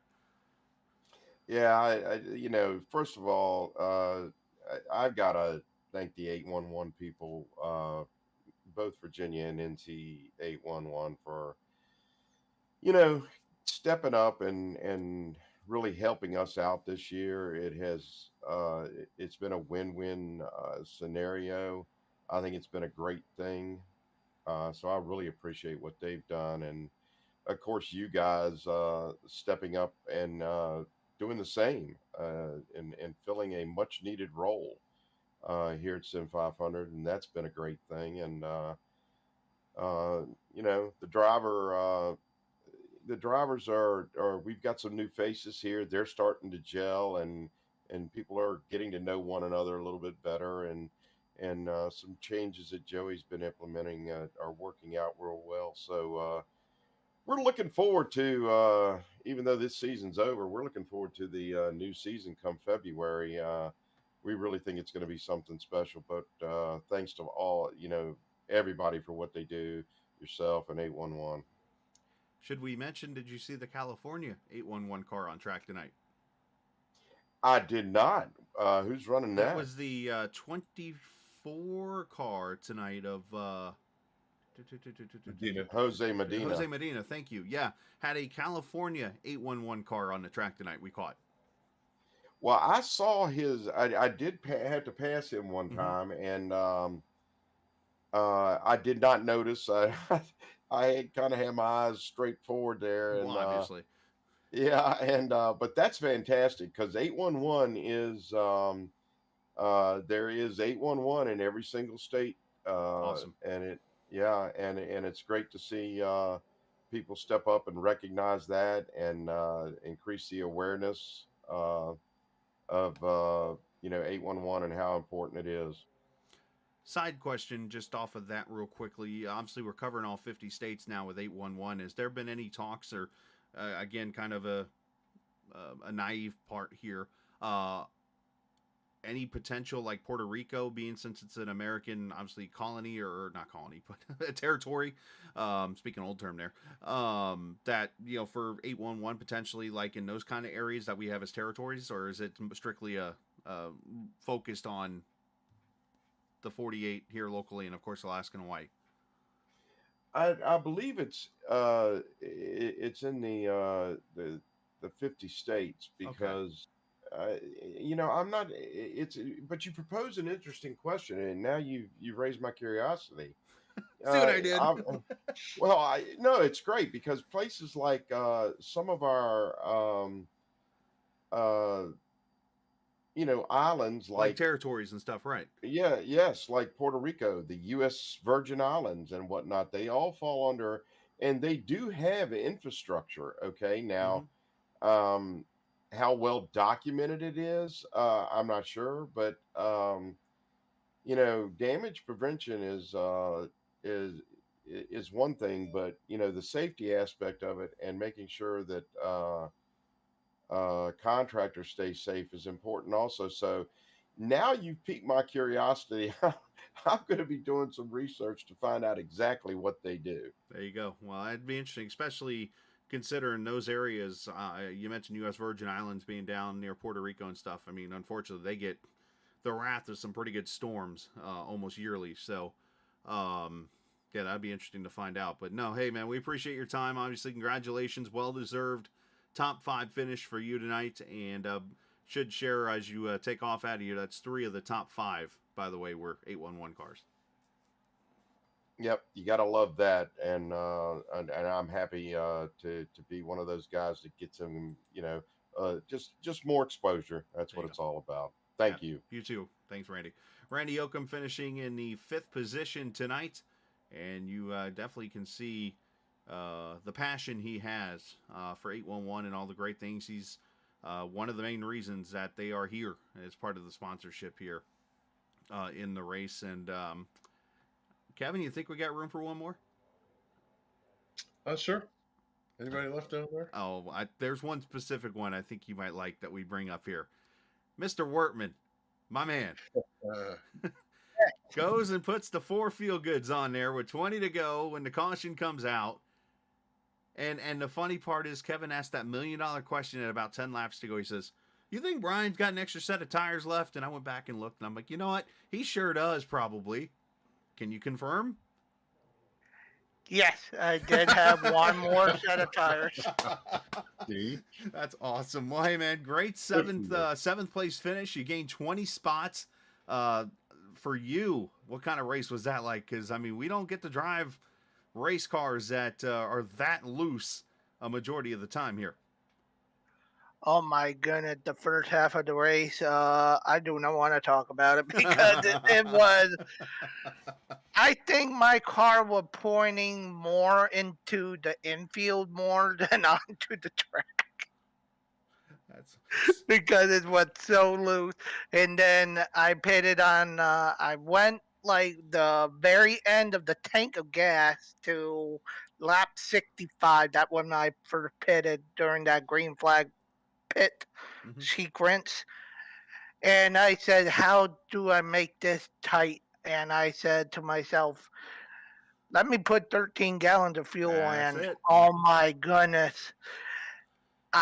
I wasn't loose at all, but I was 1.5 lap down. Then the caution came out with, I think Jimmy Coleman, that I was able to get the wave around because I took the wave around, not pit, and I think I was like half or maybe 2/3 away going back a lap down, and next thing you know, the caution came out and took 4 tires and just keep it, around the 12 to 13 gallon mark of fuel, and there she wrote. So I got to go back a couple years here because this has come to my head a little bit, and you brought up the 13 gallons of fuel because that kind of is what I think back to. I want to go back 8-10 years ago when you and I were racing together at times and stuff. And if you remember correctly, back then when we ran like trucks at the time, if we ran a track at like Chicago or even here at Vegas or something like that, those days we had to almost treat the throttle, no matter how long the run was, like there was an egg under it. How much did this compare to that kind of race back then? Because those were the races back then where there were tricks like people would do like every tire but a left rear to try to snug up the truck, or they would try to lessen the fuel up to snug up the truck for a short run or something like that. That kind of reminded me tonight of that. Yeah, that what it was for me tonight. I ran half fuel the last 75 laps because of it was so loose. I done everything during that first run to keep it tight as possible, but I couldn't because when I looked at my tire wear, it said for the right side, right front was like 60%, and the right rear was 50%. We are overcooking the right rear. Is that because we come to think, is it because we weren't shifting the weight to the front? you want to work that right front up. Yeah, you want to work that right front up, but we couldn't. You weren't able to, right? Wow, that's crazy. And I would lose on the like there be time that there was one time I would lose in the tri-oval. Yeah. Like I had to turn the wheel to the right to keep it from, snapping at me. And same thing on the backstretch. I'd let somebody go, and next thing you know, I was all the way down in the apron next to the wall. Interesting. I haven't thought about that one. I mean, Kevin and I talked about the front stretch. This is one of the more, out of all the 1.5-mile tracks for some reason with this tri-oval configuration, Vegas always seemed to be the one that you would get loose and be dancing if you went to the apron or whatever. So to hear you say that on the front stretch doesn't surprise me. On the back stretch, on the other hand, kind of surprises me. Yeah, there was a couple times. And also, my race almost got ruined on lap one going into turn one because uh, I don't know what happened to the 04 Doug Sigmund. We're starting up, and he looked like we're going through the gears. And next thing you know it, here he's sliding right in front of me down to the apron. And I missed him like a couple inches. Yeah. Wow. Very interesting.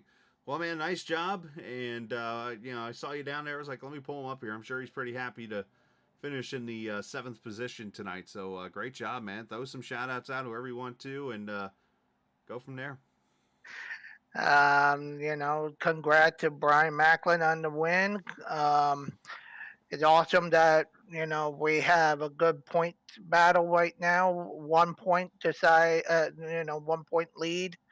Macklin in his favor. It's going to be really interesting going to Miami. It is going to be interesting going to Miami as we hit up South Beach and Homestead next week, man. Nice job, Brian. Congratulations. Yep. I can't wait for Miami, and I going to try to use the same strategy again because Miami and Las Vegas are almost similar. Almost. Well, let's hope, unlike NAS, let's hope we can get this track stretched out a little bit. Yeah, the only thing that you had to worry about at Miami, there is a big nasty bump off of turn 2. Oh yeah, that bump's bitten a lot of people for years. Even in the the Gen 6 car, it bit people. uh-huh. Well, great job, man. Congratulations. Thank you. Thank you to you guys for broadcasting, and thank to Joey and everyone at Sim500 to put out a great product, and NC811 and VA811, all the 811. Thank you for sponsoring us. Absolutely, Brian. Nice job, man. Yep. All right, Brian Wortman finishing in the 7th position tonight. So there we go. We got a few of the top. We got 5 of the top 10 in there tonight. Yeah. So it's always good to hear the excitement there, Kev. I saw Doug Sigmund. I just went and took a peek at what Brian was talking about. He downshifted to second on the front. Oh, money shift. Oh, yeah. You ever do that in real life? I was coming down a hill once and shoved the car from drive to reverse and locked the wheels up. Can't say I have. That's fun. Then again, I'm not trying to show age here. Haven't had as many opportunities to drive a stick-shift car. Yeah, did a 360. Nice. The problem was, in my old junk car, the muffler was wired up. Oh, with geez. bearing wire, and the muffler fell down onto the shift linkage. Yeah, that tells me something about my first car. I'm looking at the point championship, and what a change. Brian Macklin comes to the front with this win. Tommy Ryan comes to second. Bentley Glazer has just had a good season and has been there. David Comstock's running up front. Mike Kelly brought himself into a tie for 4th, and then Daniel Falkingham sitting 11 points out. I almost hope for Daniels that he could recover next week and become a part of the story. It would be a blasphemy for him not to have a play going into Phoenix. And, you look at this final run for Sim500, what an exciting end to a season this is going to be. A lot of times drivers just kind of look at this and you go, it's going to be these 2 or 3 guys, and everybody else is tiptoeing. Not this season, man. Right. Anybody back to whatever the 10th place, they've got a shot at this. Well, Josh Parker didn't race tonight. in the Didn't race 81 tonight, so car, he so that's why probably he's 49 took back. I'm actually, see if there's a way I can do it on my screen here. I don't 43 have it down. set up like that, but yeah, he's 43 down. I know we're kind of virtually talking about this. You're not able to see it on the screen, but 43 down for Parker. Henderson being 29 down. But yeah, Daniel, what's the number one rule about a dog or a baby? Don't wake them up. Won't kick it. I think, well, that too. Unless you're in South Park. But yeah, I think the sleeping baby might have just been woken up. Yeah, I hate to say that. So, but we'll see you at Homestead next week.